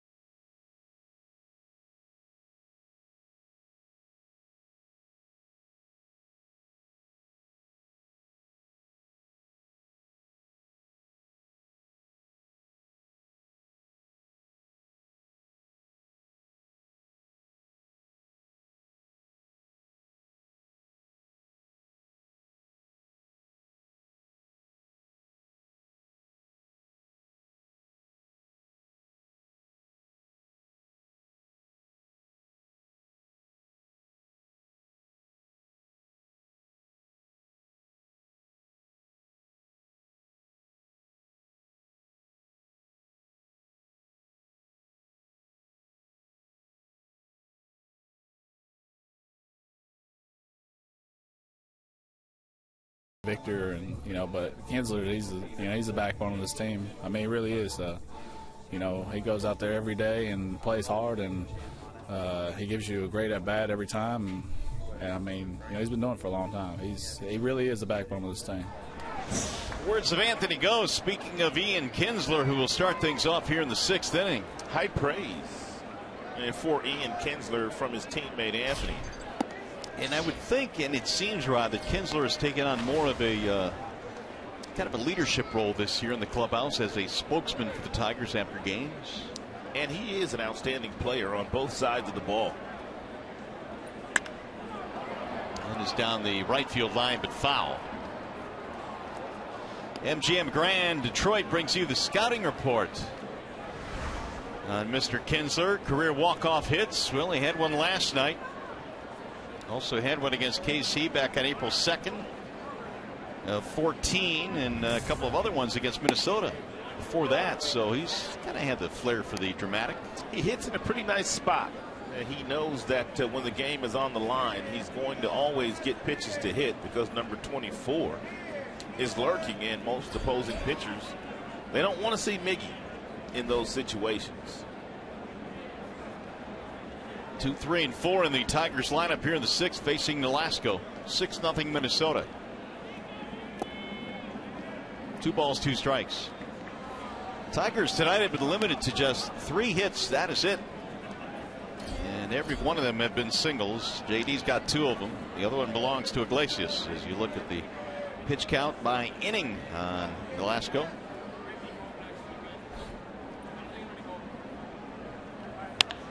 Pulled to third off the glove of Plouffe in the left. A bullet off the bat of Kinsler.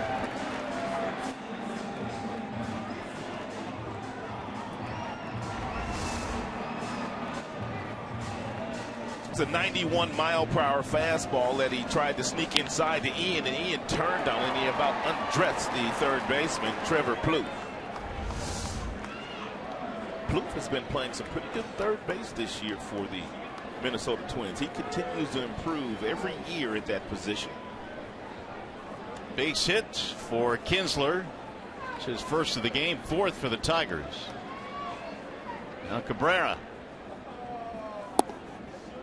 Ball 1 to Miggy. Walking a strikeout for Cabrera tonight.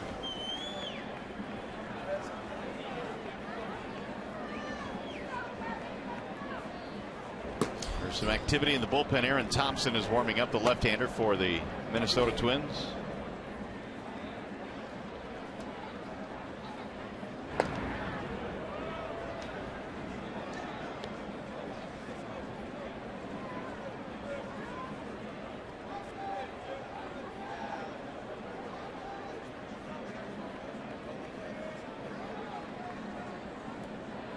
JD Martinez, he's got his book, got his gloves. He head back to the clubhouse. And it looks like he's walking awfully gingerly.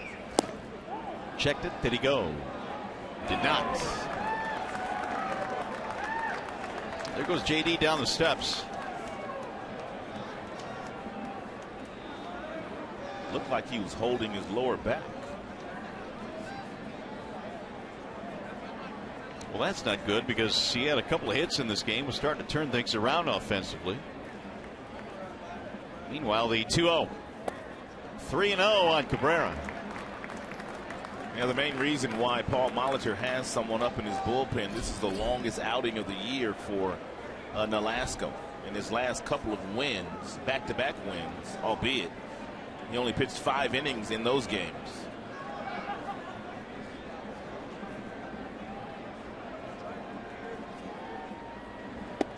Miggy takes 3-0, 3-1.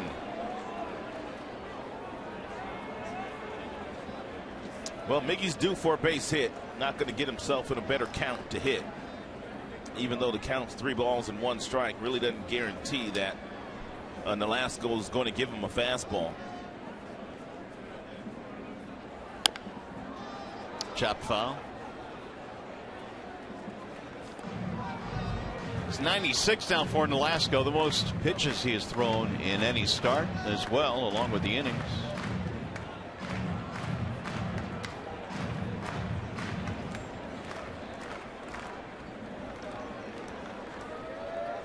Full count, 3-2 on Miguel Cabrera.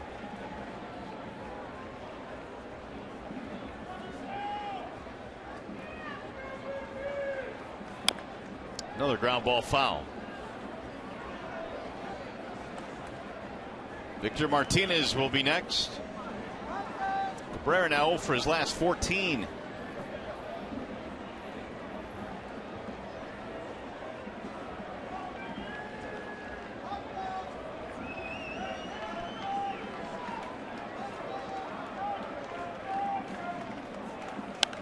Another foul back out of play.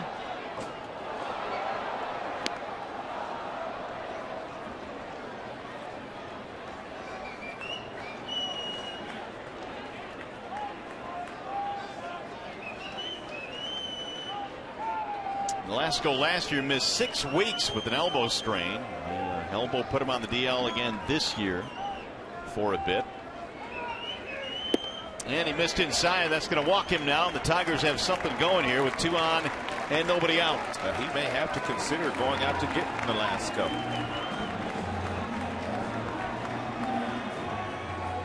Martinez will be coming up. Paul Molitor having a conversation with his pitching coach, Neil Allen. Question is, which way do you want Victor to bat, lefty or righty? I would think, judging by the success that Victor has had so far this season, they like to see him on this side versus turning him around to the right side. Strikeout, ground out in this ball game tonight for Martinez. Rajai Davis has moved to the on-deck circle, so JD will be done for the night, it appears. There's a strike call. 0-1 on Victor Martinez.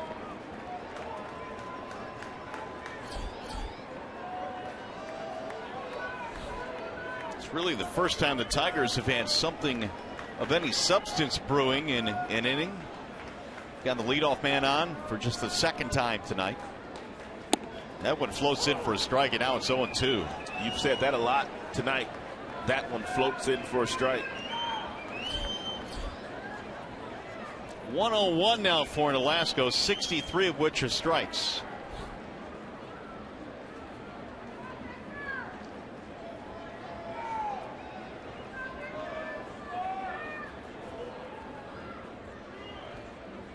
Here's the 0-2. Stayed away, 1 ball, 2 strikes.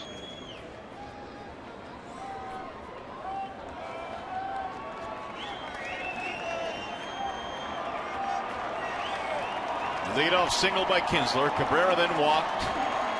Nobody out. Tigers down 6-0 in the 6th.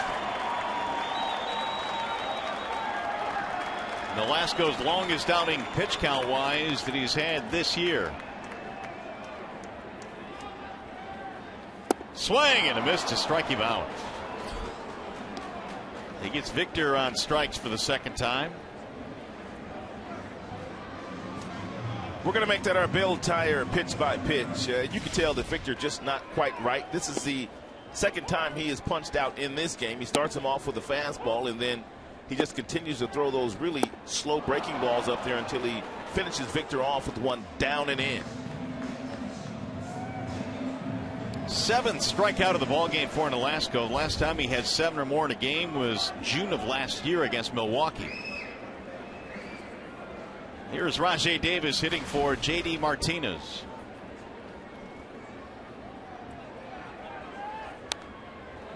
Rajai coming off the bench takes a hack 0-1.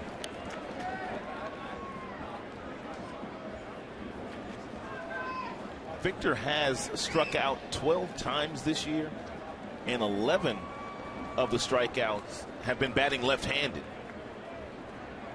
Well, that right there is a very telling stat. Meanwhile, Davis 1 for 6 as a pinch hitter this year, and he fouls another one back 0-2. Yeah, nice job by Rajai. When you're called on as a pinch hitter, you better come off that bench swinging.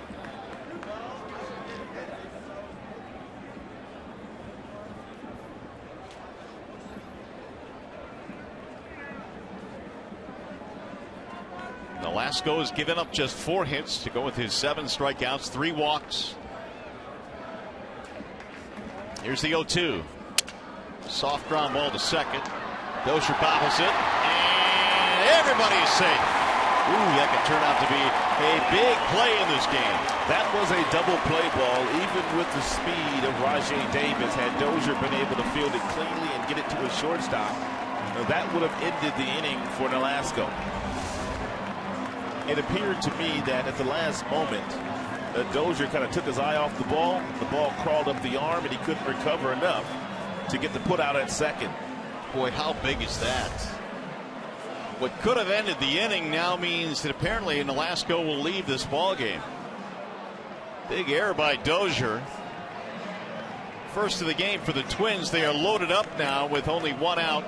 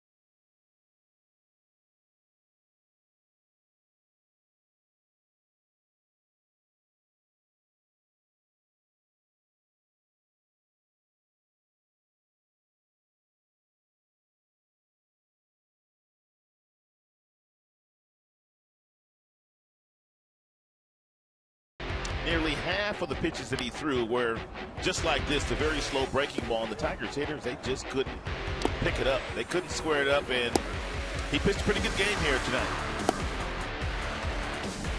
Well, he got himself a ground ball that looked like it might end the inning, but not so. The error by Dozier keeps this inning going now. Now Aaron Thompson will check in. First batters faced are 1 for 14 with 4 strikeouts on the season against Thompson, who continues to do really nice work out of that Twins bullpen, pitching in the 17th game. Checks in with an earned run average of 2.18. 13 strikeouts and only 5 base on balls. Now we'll see if the Tigers can make Dozier pay for the error. Cespedes has a grand slam this year. That came against the White Sox, Jose Quintana. And then you add the fact that he's pretty much torched Minnesota Twins pitching in 22 games. The batting average, 385 for Cespedes. Here you go, 467 career with the bases loaded. Yoenis, however, hits just 172 versus lefties this year. In the air to shallow center field. Hicks on the move. We'll get a run in. Sacrifice fly for Yoenis Cespedes. 6-1 ball game. Kinsler comes around to score. And for Cespedes, that'll be his 18th RBI. First RBI since late April. Here's Castellanos. Got word on J.D. Martinez, low back tightness. Yeah, when he walked down the stairs headed to the clubhouse, you could see him holding his lower back. Day to day for J.D. Martinez. Castellanos.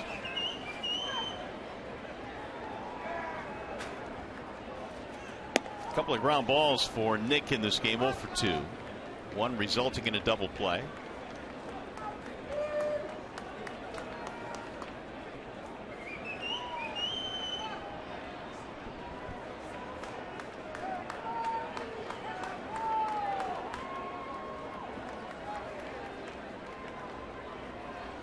Thompson's 1-0 is in for a strike. 1-1 on Castellanos. Nolasco now watching the proceedings with his jacket on. That run that just scored is his. And we'll see if it ends in 1 or if the Tigers can tack on.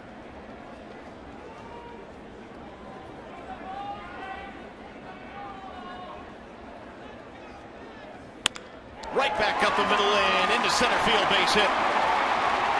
Cabrera coming around third. He will score. It's an RBI single for Castellanos. 6-2.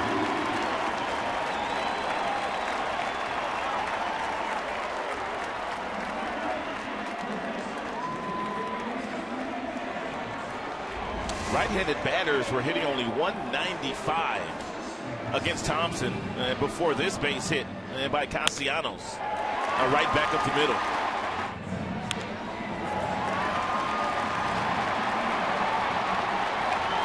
And Nick has just picked up his 12th RBI. Tigers climbing back into this game now.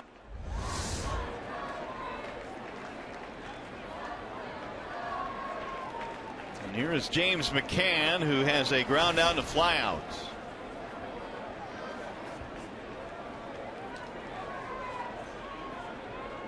The Dozier error leaves the door open, and the Tigers get a pair. Way high, 1-0.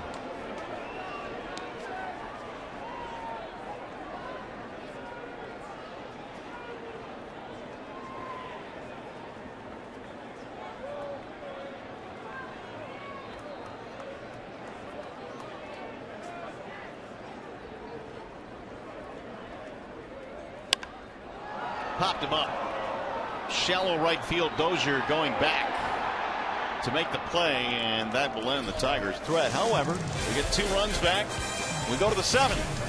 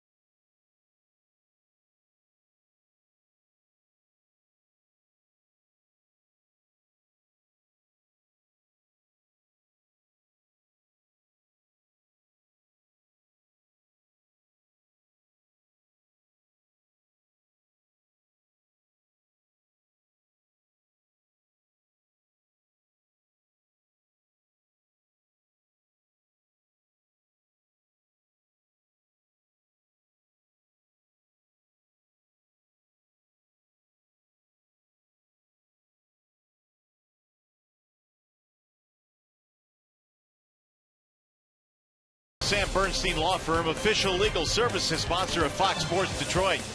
Meijer, save big with M-Perks from Meijer. Sign up at mperks.com. Bell Tire, get the lowest tire price, period. Bell Tire. And by Chevrolet, find new roads. Back here in the Motor City as we go to the 7th inning. Rajay Davis will stay in the game. He'll play in right field, replacing J.D. Martinez. He pinch hit for Martinez. And we have a new Tigers pitcher as well. That would be Al Albuquerque. Al Albuquerque really hasn't pitched all that well this year. He has walked more than he has struck out. And his earned run average sits at 7.45. He just really hasn't had that really good slider all year. Dozier leads it off and takes one up and in. Albuquerque can get up to about 95 with his fastball, but it's been that lethal slide piece that's been so devastating for right-handers and left-handers since he's been in the big leagues. Hunter and Mauer to follow as he takes outside 2-0. But he has to do exactly as Alex Wilson did for the Tigers after Lobstein departed. He kept the Minnesota Twins at bay. Yeah, good job by Wilson tonight. 3 2/3 scoreless. Really no one talking a whole lot about the Tigers bullpen as a whole, but quietly they've done a pretty nice job this year. Well, I would agree. When you look at Soria, obviously he's been great. Nesbitt's been really good. Yeah. Wilson's been good in his role. Gorzolani's been good. Yeah. And I really was encouraged by the outing that Jabba Chamberlain had last night. 3-1 is a foul straight back. And Jabba came into the game and threw all fastballs to the third baseman, Trevor Plouffe, to strike him out to end the top half of the 8th inning. And all the fastballs were 94 miles an hour and above.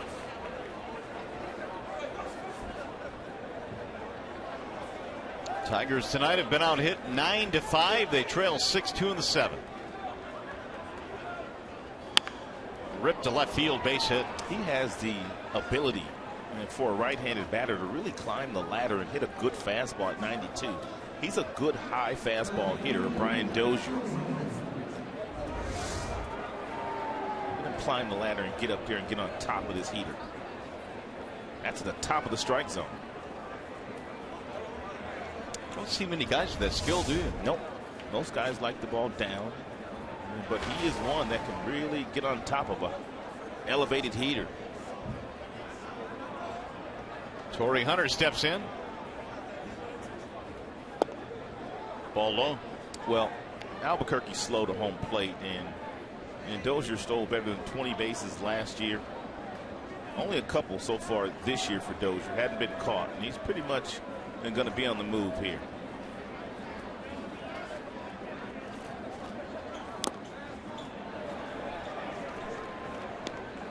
Here's our Nissan drive of the game. Torrey Hunter got his squad on the board first with a solo shot against the Tigers starter Kyle Lobstein. Lauber tonight lasted into the 3rd, 2 1/3 innings before he was taken out of the game. Yeah, he just really couldn't get that baseball down here today. And the Minnesota Twins in the last couple of games, they've been handcuffed, one by Danny Salazar on Sunday of the Cleveland Indians, and then yesterday Alfredo Simon pitched very well against them.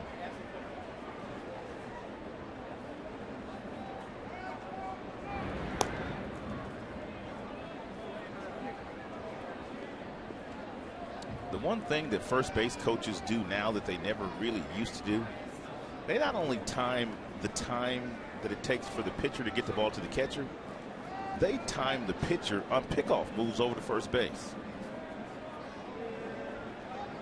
The game has just really changed. Swing and a miss. So what's a good pickoff move? I couldn't tell you. I couldn't either. I mean, you can pretty much look at a guy and see whether he's quick or not. There's Butch Davis, their first base coach, with the stopwatch in the left hand. Not only does he have a stopwatch, but 3 or 4 of their coaches probably have a stopwatch too.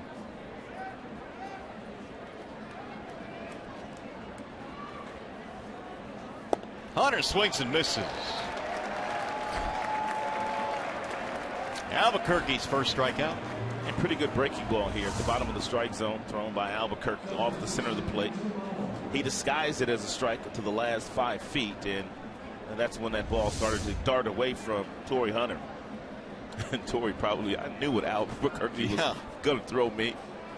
I played with him the last 2 years. The location of that last one was awfully good. There's Joe Mauer. Twins now have 10 hits tonight on that single by Dozier. And Mauer's had probably the biggest hit, the bases loaded triple plating 3 in third.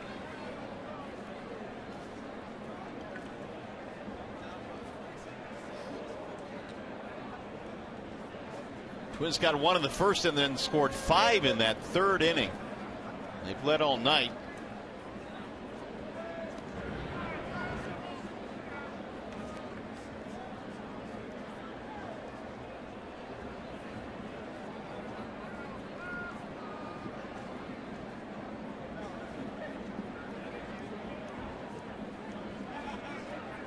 There goes the runner.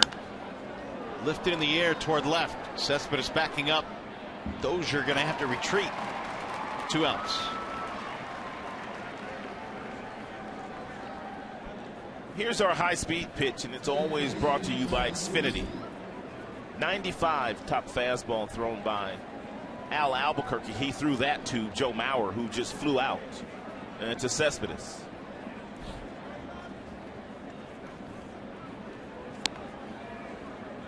Here is Trevor Plouffe, who also tripled in the 5-run third.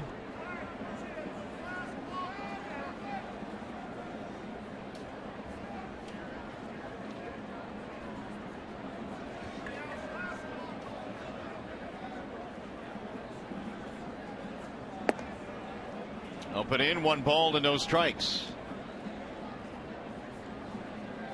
Twins offense starting to come around after getting off to that really slow start against the Tigers in the first 3 games of the year. And really since August 1st last year, the Twins have put up good numbers. They lead the American League in runs.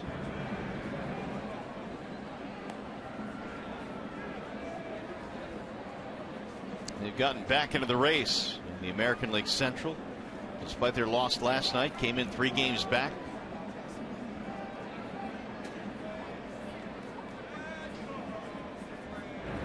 Texas helping out the Tigers tonight. They lead Kansas City 5-0. That game is in the 6th in Arlington.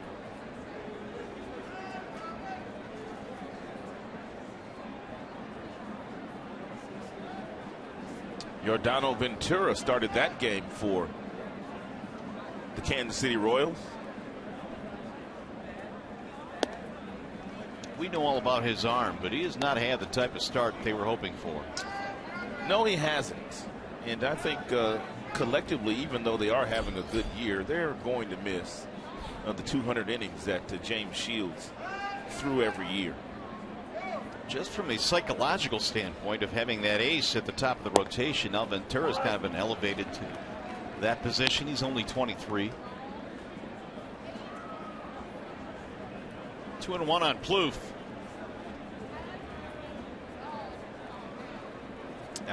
Albuquerque feels a lot more comfortable throwing his slider here to Trevor Plouffe than his fastball. And here comes that slider. Popped him up with it. Right side of the infield, Kinsler, and that is that for Minnesota.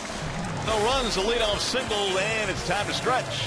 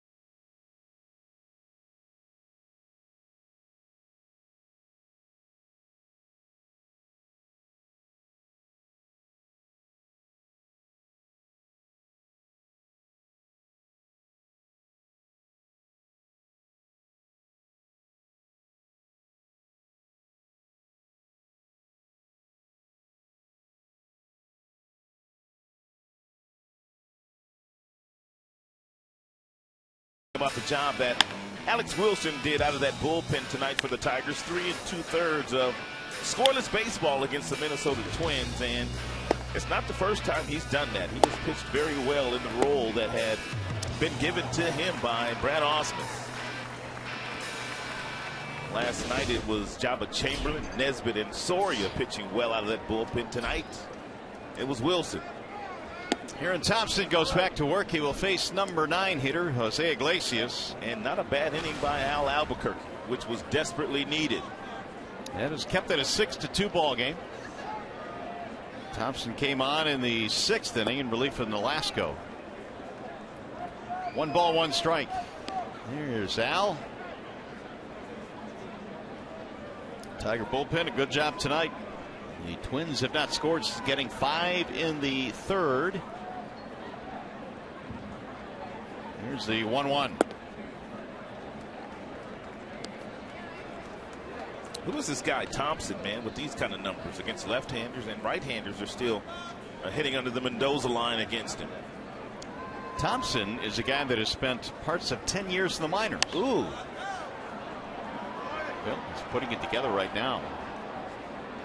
A couple of cups of coffee with Pittsburgh back in 2011, and also Minnesota last year. His perseverance has paid off. He's got the show hair going too tonight. He does. Almost 1,000 minor league innings. He knows how to pitch then. You don't accumulate that many minor league innings and not really have a good feel for pitching. Slap to right field, base hit. Another hit for Iglesias. I see you, Jose. On base for the 3rd time in this game. 2 singles and a walk. Yeah, they really missed him in the 4 games that he missed. Hey, by the way, the Tigers Foundation and Fox Sports Detroit are pleased to partner with the Bowtie Cause Foundation to offer a special edition bow tie to benefit youth baseball in the greater Detroit community. For more information or to purchase your bow tie tonight, visit Tigers.com. You was looking pretty sharp in your bow tie today. How come you didn't sport it on the telecast tonight? I was, wasn't I? You was clean. See, I'm not really a bow tie guy. You are, though. I don't wear them often, but I'm not afraid to put it on. No, you and Simo, man, those are made for you guys. There's a wave and a miss by Ghost. John Keating had one on tonight. Came off pretty quick after the show was over. As soon as the show was over, he yanked it off. Keating impressively actually tied it himself. No way. Yep, he did. Well, it kind of looked like he tied it himself. Oh, man. There goes his confidence. We shouldn't do that to a man when he can't defend himself. No, I know it. He's used to it, though. There's Rod Allen. Look at that. Yeah, a little pocket square, you know what I mean? The accent, a little orange in the bow tie. Very nice. The 0-1. That luncheon is always a blast, though, especially the segment that they allow us to host, because we always get Miggy, and I mean, last year it was Scherzer, and we get Dave and we get Brad, and we also had David Price today, but Miggy just always seems to take over the show. He does. I mean, a lot of laughs. I think more than anything else, fans get to see the personal side of a lot of the players. And Rajay, he might be one of the funniest guys that I've seen a long time in the big leagues. I'm telling you right now, if he wanted to at the end of his playing days, he could do stand-up. He's that funny. 2-1 on Ghost. Tigers need some more base runners here. They're down 6-2. We're in the 7th. Tough combo to double up here. Here's the 2-1. In there is strike 2-2 on Ghost. That's a well-located fastball at 89 miles an hour thrown by Thompson.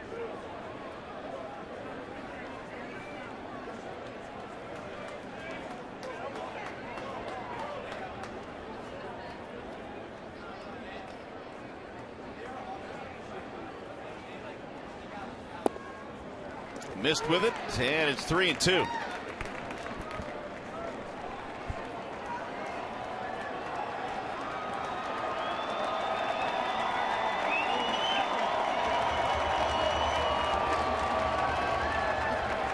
Kinsler will be next. We're in the 7th. Walked him, and here come the Tigers now with 2 on and nobody out.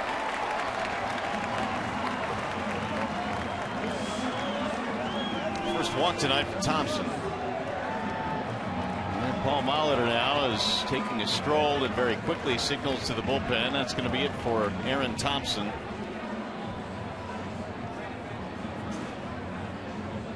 Trouble is a brewing for the Twins here with Kinsler and then Cabrera and then Martinez.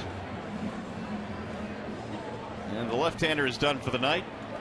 Michael Tonkin will come trotting in. We'll be back.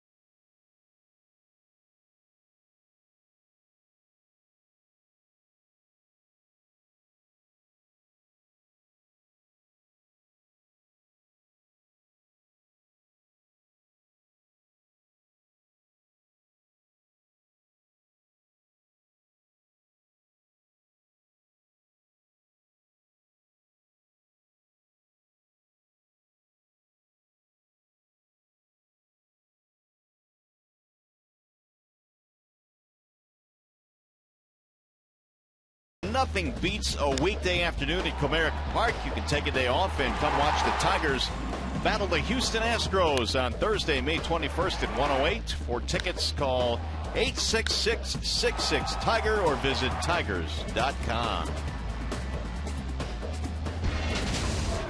Brad Ausmus, former ball club, the Houston Astros. And his playing days among his former teams. Well, we'll see what the Tigers can do now against the new pitcher. That would be right-hander Michael Tonkin. He's done a nice job in stranding the inherited runners. And so far this year, he's inherited 5, and he's stranded all 5 of those. He's got a tall task here, though. Runners on first and second, and nobody out. Well, he's got Kinsler to start things off. He was closing games last year in Rochester. He had 10 saves and 46 strikeouts in 39 games last year in Rochester. Also pitched briefly in the big leagues with Minnesota. Kinsler a single in 3 trips tonight, and he looks at ball 1.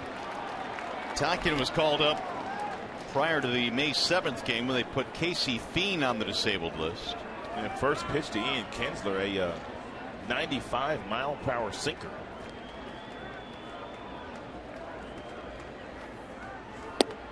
That's in for a strike, 1-1. And usually when you have a guy like Tonkin in your bullpen that has that natural sink at 94, 95, you bring him into situations just like these when you desperately need a ground ball.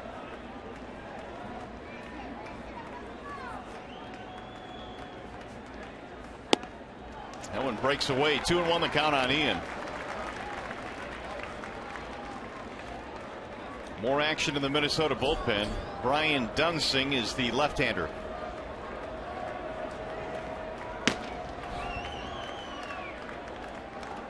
Here's the 2-1. Little pop-up back to short. Going to be caught, though, as Santana runs back there. First out of the inning.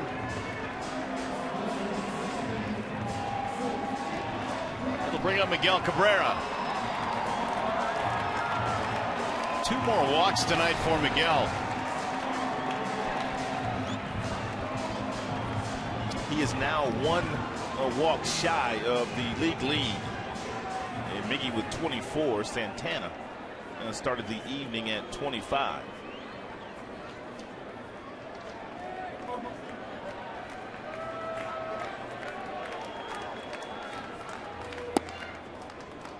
Ball 1 to Cabrera. Walked in the 6th inning. Scored on a single by Castellanos. Tigers fell behind 6-0. Played it up here in the 6th to make it 6-2.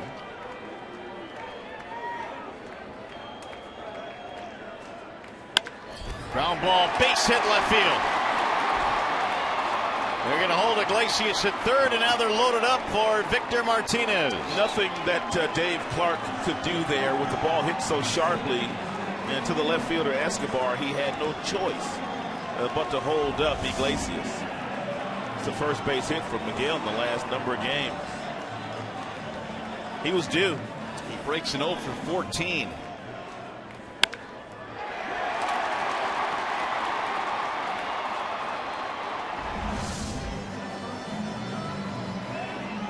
Tigers one big swing of the bat away from tying this game up from Martinez. Yeah, Victor with 1 homer on the season. Martinez 0 for 3, but all of those at bats against Ricky Nolasco. Tigers trying to get to this Minnesota bullpen here in the 7th.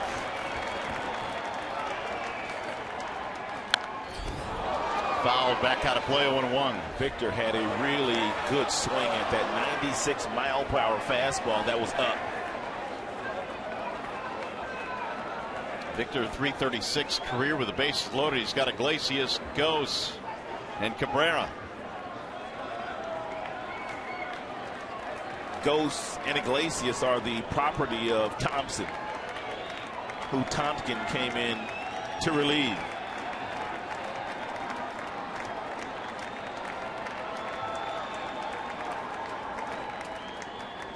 Swing and a miss. That was nasty. Whoa, that was nasty.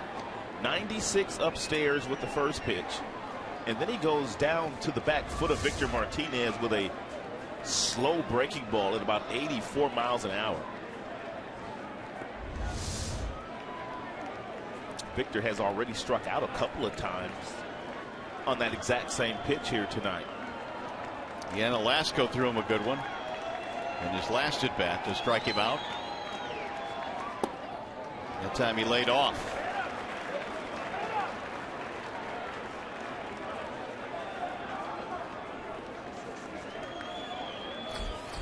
Tonkin out of Glendale, California, 25 years old.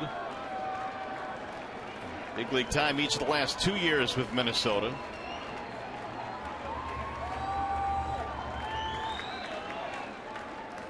Swing and a miss to strike him out. Martinez retired, and there are 2 gone. When was the last time Victor Martinez struck out 3 times in a game? Take a look at the pitch by pitch. First pitch was the one that he really wanted. That was the 96 upstairs. He was sitting on it, and then Tompkin just continued to pull the string on Victor Martinez, and Victor just could not lay off with the breaking ball that was down and out of the strike zone. Well, he threw him 2 really dandy breaking balls. And now Rajai Davis, who cuts and misses.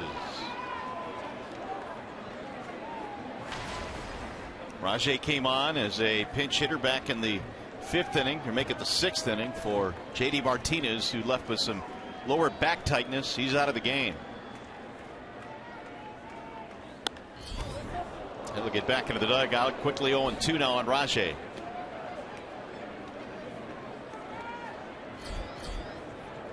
Ryan Presley now has joined Brian Dunsing.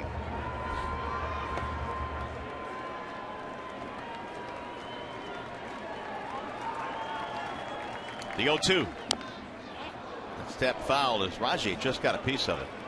Tigers are 3 for 15, and with runners in scoring position the first 2 games of the 3-game series against Minnesota. But they were able to get a win last night in walk-off fashion, and they're a big base hit away here from getting back into this one. Bouncer right back to the mound. Boy, Minnesota's going to get out of this jam. Tigers will leave the bases loaded. 7 innings in the books here at Comerica. Tigers baseball presented by Bell Tire.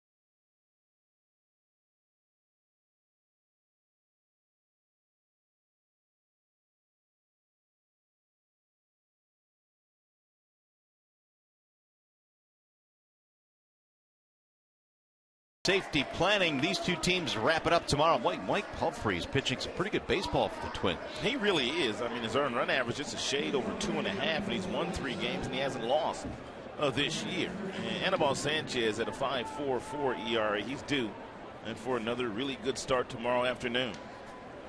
Meanwhile, Albuquerque goes back to the mound as we head to the 8th inning. It'll be Kurt Suzuki to lead things off. 6-2.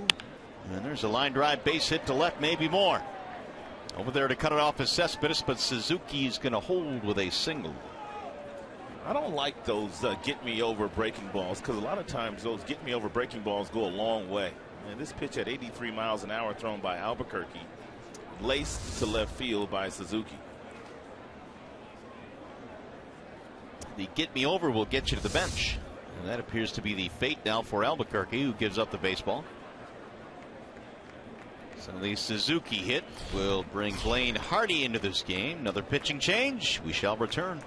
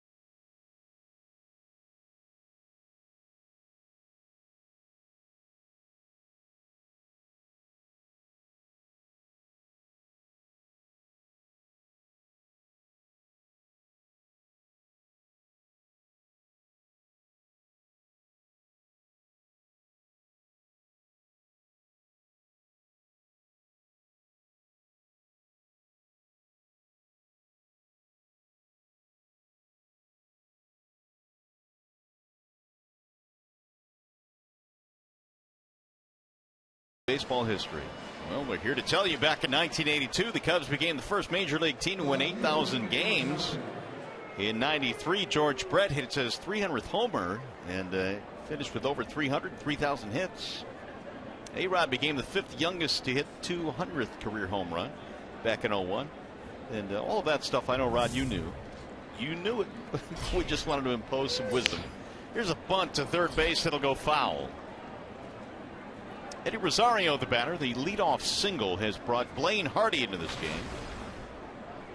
And Hardy pitching in his 11th game out of the bullpen. It has a 4.76 earned run average fastball. And gets up to about 91, 92. He'll cut it, throws a breaking ball and a changeup. Pitched very well last year out of the bullpen for the Tigers and did a really nice job against left-handed batters.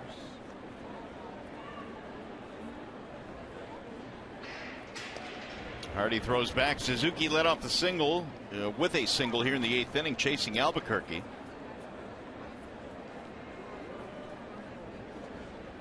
Rosario was called up when Oswaldo Arcia was placed on the disabled list. Bouncing ball back up the middle. Kinsler flips to second one. Relay. Double play. Flashy that time from Kinsler. Kinsler usually doesn't show a whole lot of flash, not like the guy on the other side of the bag. That would be number 1, Jose Iglesias, but a really nifty play here with a nice exchange, a nice flip to Iglesias, plenty of time to turn the double play over.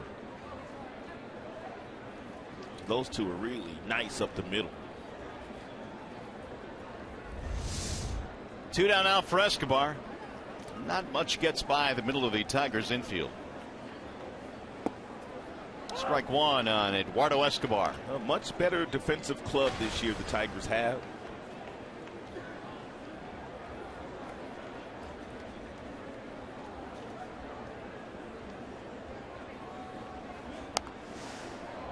Quickly 0-2 on Escobar. Only one team has been better than the Tigers defensively this season in the American League. The Tampa Bay Rays. Tigers have committed 13 errors. The Rays 11. Those are the two lowest totals in the AL.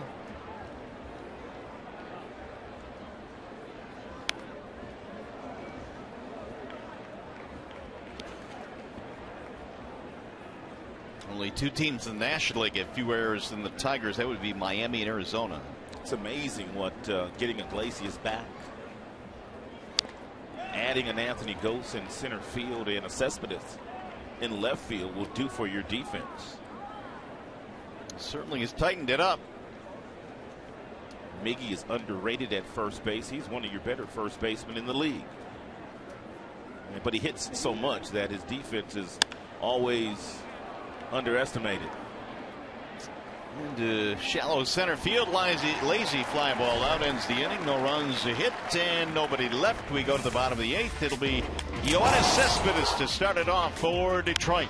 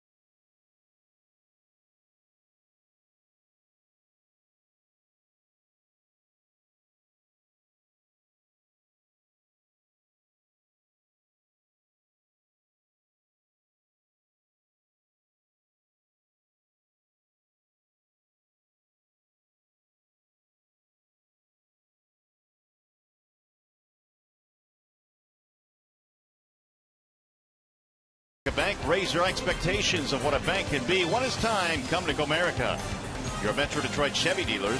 Visit ChevyDetroit.com to see why Chevy drives the Motor City. Wallside windows, we can do that. We are the factory. And by Mitsubishi. Mitsubishi Motors invites you to find your own lane. Back to work we go in the bottom of the 8th inning here. 6-2 in favor of Minnesota. And Yoenis Cespedes leads it off. And most managers usually will not bring a left-hander in to face a right-handed batter, the talented Yoenis Cespedes. A guy as talented as Yoenis, but you brought this up the last time he was up. He's not doing very well against left-handed pitching. And Thompson came in to face Cespedes in his last at bat. He got a sac fly. He was a left-hander as well. Brian Dunsing missing low. 1 ball, 1 strike. And Dunsing spent some time on the disabled list this year for the first time in his big league career. 248 relief outings, 61 starts, and he goes on the disabled list this year for the very first time. Native of Marysville, Kansas, Brian Dunsing. Played his college ball in Nebraska. 1 ball, 2 strikes. Cespedes to be followed by Castellanos and then McCann. 3 right-handed batters here in the 8th against the lefty. Tigers tonight have been out hit 11-7.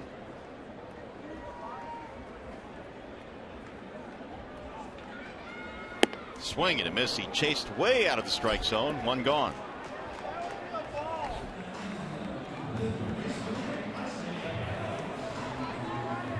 Minnesota has a decent bullpen. And Thompson's having a pretty good year. Tonkin, you saw his numbers when he came in. Also 96 with his fastball. Dunsing. And their closer Perkins. They got a nice little bullpen. Lane Boyer right now warming up. Here is Castellanos. Twins hurlers tonight have posted 9 strikeouts.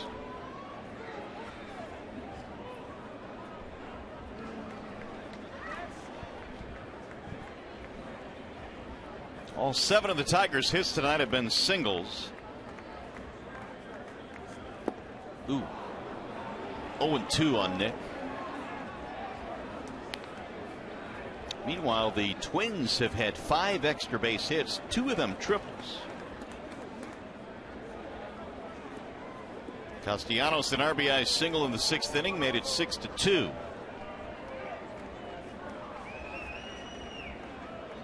And the 0-2.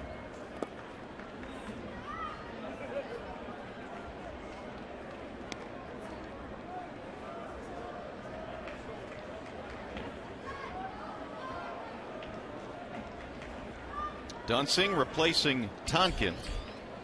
Thompson is also thrown in relief of Nolasco, who had his best start of the year.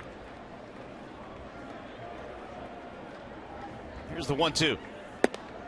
Laid off that time. Dunsing each of the last 2 years made a lot of appearances. 62 last year, 73 the year before that. Yeah, they have to get themselves some starters to eat up some innings, to take some of the stress off of their bullpen, because really the last number of years and their entire bullpen has had to eat up a lot of innings. Pulled and a diving stop at third by Plouffe. Here's his throw. It's going to pull him off the bat. I told you earlier that Trevor Plouffe continues to improve. And down at third base. One step and a dive is all he has time for, but he is able to make a really nice play, but not able to get up, and he throws from both knees, but not able to get enough on the throw across the diamond to get Castellanos. Paul Molitor is going to go through in that bullpen here tonight. He is indeed. He's going to find another piece out of that pen to face James McCann.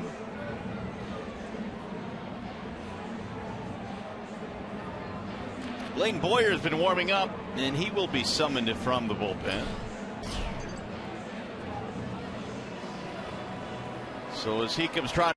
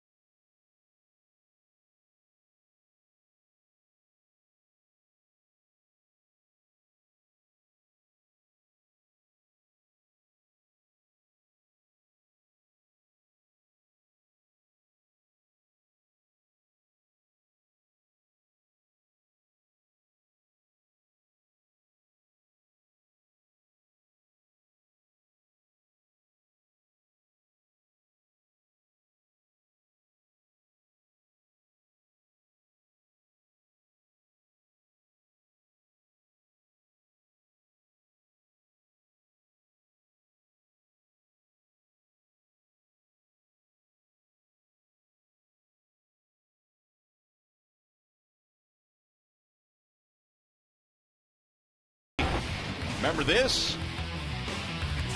Off Aaron Thompson back on the 29th, off the center field wall, and James was off and running. Inside the park home run. His first big league homer. Was it inside the Parker? He's batting here with 1-on-1 out against Blaine Boyer, the new Minnesota pitcher. And McCann hits it in the air to right field, fairly deep. Hunter is back there, though. McCann retired, 2 gone. Here are the numbers on Boyer. And Boyer already pitching in his 16th game this year. 7 strikeouts, 4 base on balls, sub-3 ERA. 13 2/3 scoreless over his last 12 outings. Now Iglesias.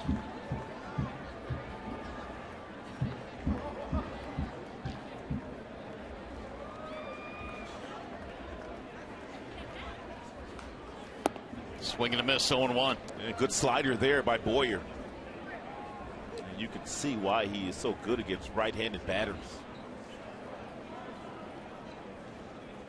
It's been a good night for Jose. 2 singles and a walk.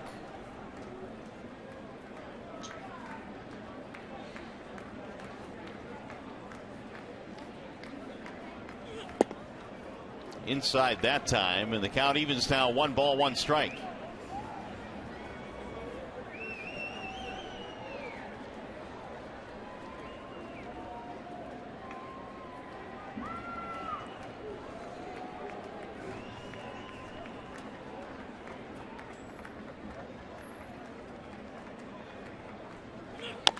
Bouncing ball hit towards second. Dozier has it there, and that is that for Detroit. So they got a single, but strand a man. 8 in the books. We go to the 9th.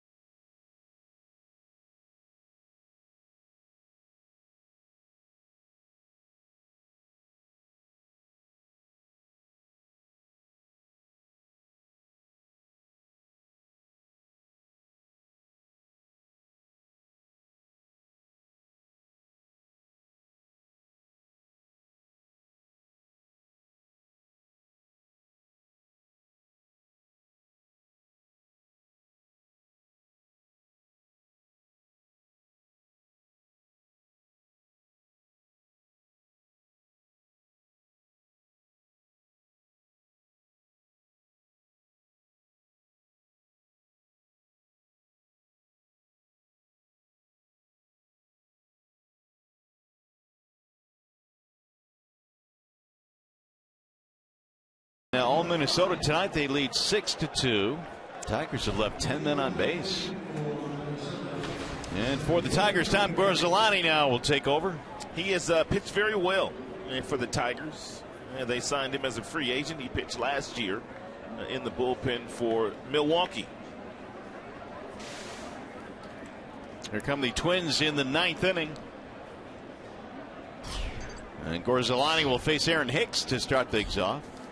Switch hitter batting right-handed, looks at a ball outside. I know it's only 2 games, but Aaron Hicks looks much better to me this time around than he has in any of the previous times I've seen him in a Twins uniform. Would agree with that. Single, double tonight, runs scored. He just looks like he's ready to attack the ball. He's got that little leg kick now, and he's got some aggression in his swing. He was obviously doing a very nice job in AAA for their roster. Rochester, Philly, batting about .336. Well, Hicks didn't really have a very good spring training. Went down to the minor leagues, but as you mentioned, he really put it together down there. He was talking to the media yesterday, and he says, you know what, I'm just not that guy that figured it out the first time around.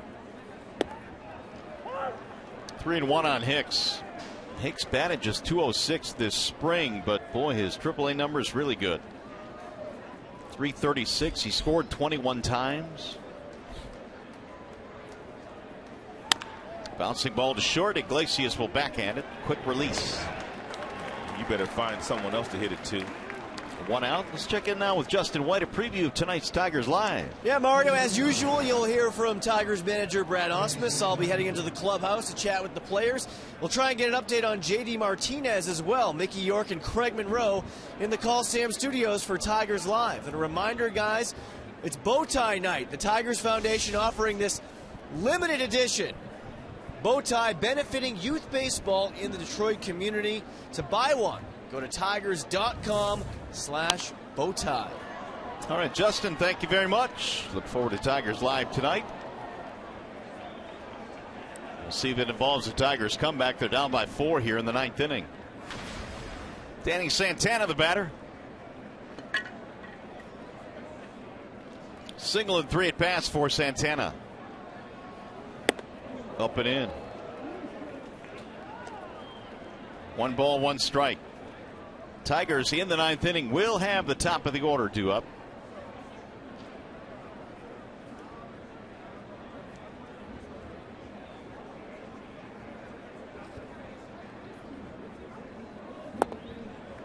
One and 2 on Santana. And the top of the order apparently will face Perkins, who is warming up. Their closer, the left-hander. The 1-2. Swing and a miss. A nice change piece there thrown by Borzolani, fading down and away from Santana.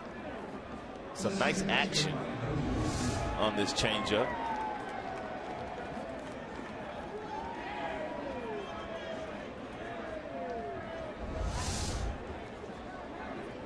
So with 2 outs, here is Brian Dozier. 2 singles tonight for Dozier in 4 at bats.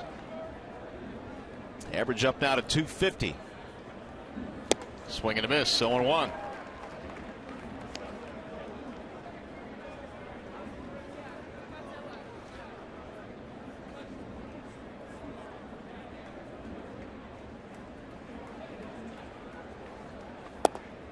Borzolani got his first Tigers win back on April 29th in Minnesota. Tossed an inning and a third scoreless in relief. Tigers signed him up in January. First week of January as a free agent. And he's been good. Stroke to right field. That'll get down a base hit. 3rd hit of the game, and it's going to roll by Rajay to the wall. It's going to be the 3rd triple of the night for the Minnesota Twins.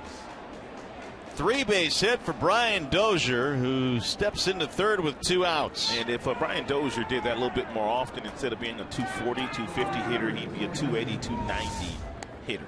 Now that's a fastball that's down and away, and you can see he doesn't try to pull that ball.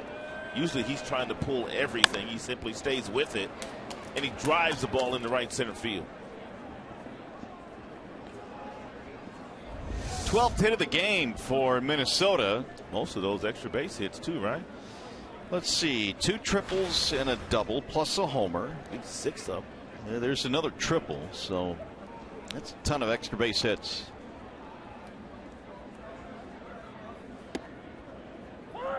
The majority of the damage done in the 5th inning by Minnesota. They have not scored since. Led most of the night 6-0 before the Tigers got 2 back in the 6th inning. Here's the 0-1. Torrey got things started for Minnesota with a home run. 2 batters into the game, a solo shot.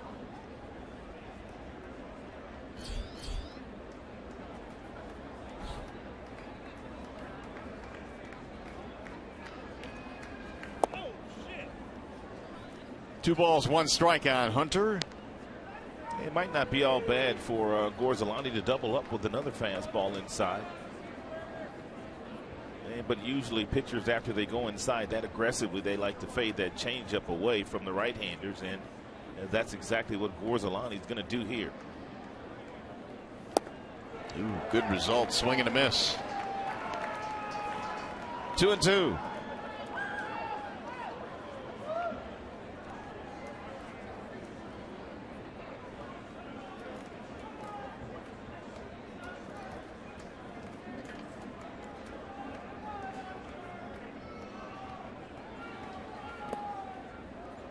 McCann blocks it. 3-2.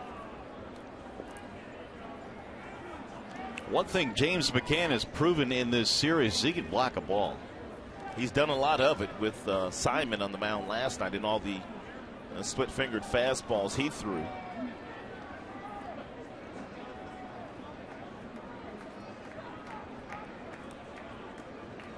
Here's the 3-2. Walked him. So Hunter is aboard for the 3rd time. Take a look at the big boys' big play of the game. It happened back in that 3rd inning you were talking about. It was the one they scored 5 runs. Joe Mauer, he drove in 3 of them with a triple and with the bases loaded.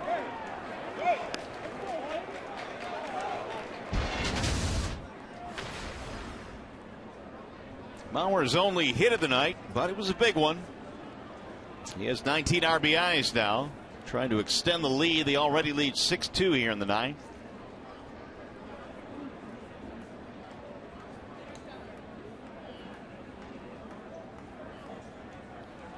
Mauer sends it high in the air to left. Cespedes on the move. He'll track it down to end the inning.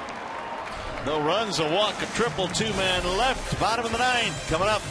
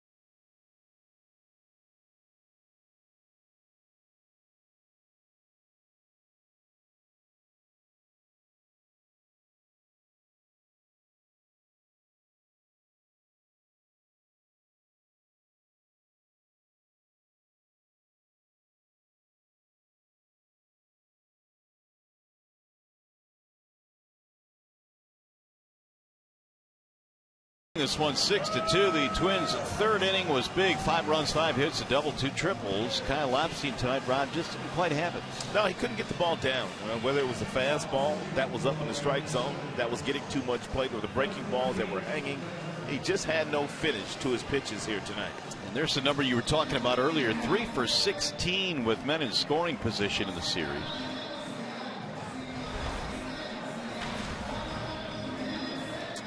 And take a peek at that bottom note on their closer, Perkins. He has struck out 13 so far this year and has not walked a batter. He is 11-11 in save opportunities pitching in his 16th game. Not many left-handed closers in the game of baseball, but he is one, along with Andrew Miller, who's also having a really good year for the New York Yankees. Anthony Gose will not bat. Hernan Perez will pinch hit for him to get things started here in the 9th inning. Brian Britton, also a left-handed closer for the Baltimore Orioles. 6-2 Minnesota in the lead. Zach Britton. Zach Britton, what I call him? Brian Britton. He's our director of team travel. That'd be really good if he was closing some games. Brian's pretty talented, but I'm not sure if he can close a game. Here's the 1-1. Swing and a miss through it by him.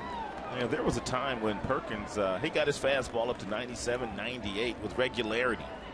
He does not have that fastball anymore, but he's still pretty good at 93, 94. It'll bounce in and away from Suzuki. 2-2 on Hernan Perez. 34 saves last year for Minnesota, 36 the year before that for Glenn Perkins, an all-star last year. Here's the 2-2. Way outside, 3 balls, 2 strikes.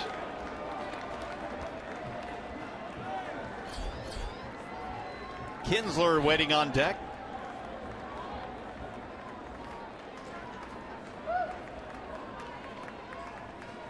Swing and a miss to strike him out. 1 away in the 9th. That'll be 10 strikeouts for Twins pitching tonight.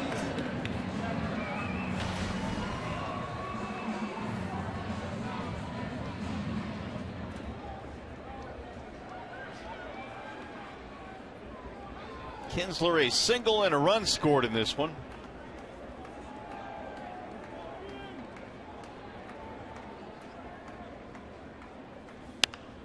Popped up. See if it stays in play. It appears it will. Mauer hauls it in. 2 gone.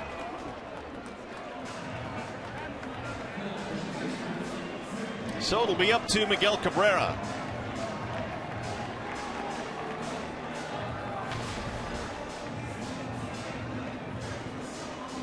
Tigers just unable to rebound from that 5-run third, which made it 6-0 at one point. Even though the Twins didn't score after that, they are 1 out away from winning this game. And Miggy looks at a ball inside. 1-0.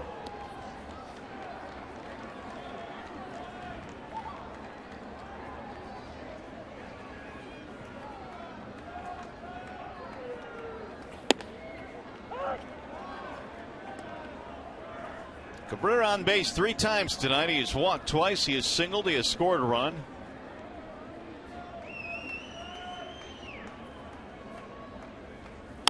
Bouncing ball to third should do it. Plouffe has it. And the Twins win game 2 in the series. A 1-2-3 9th inning for Glenn Perkins. And the Twins win 6-2 tonight. We'll be back.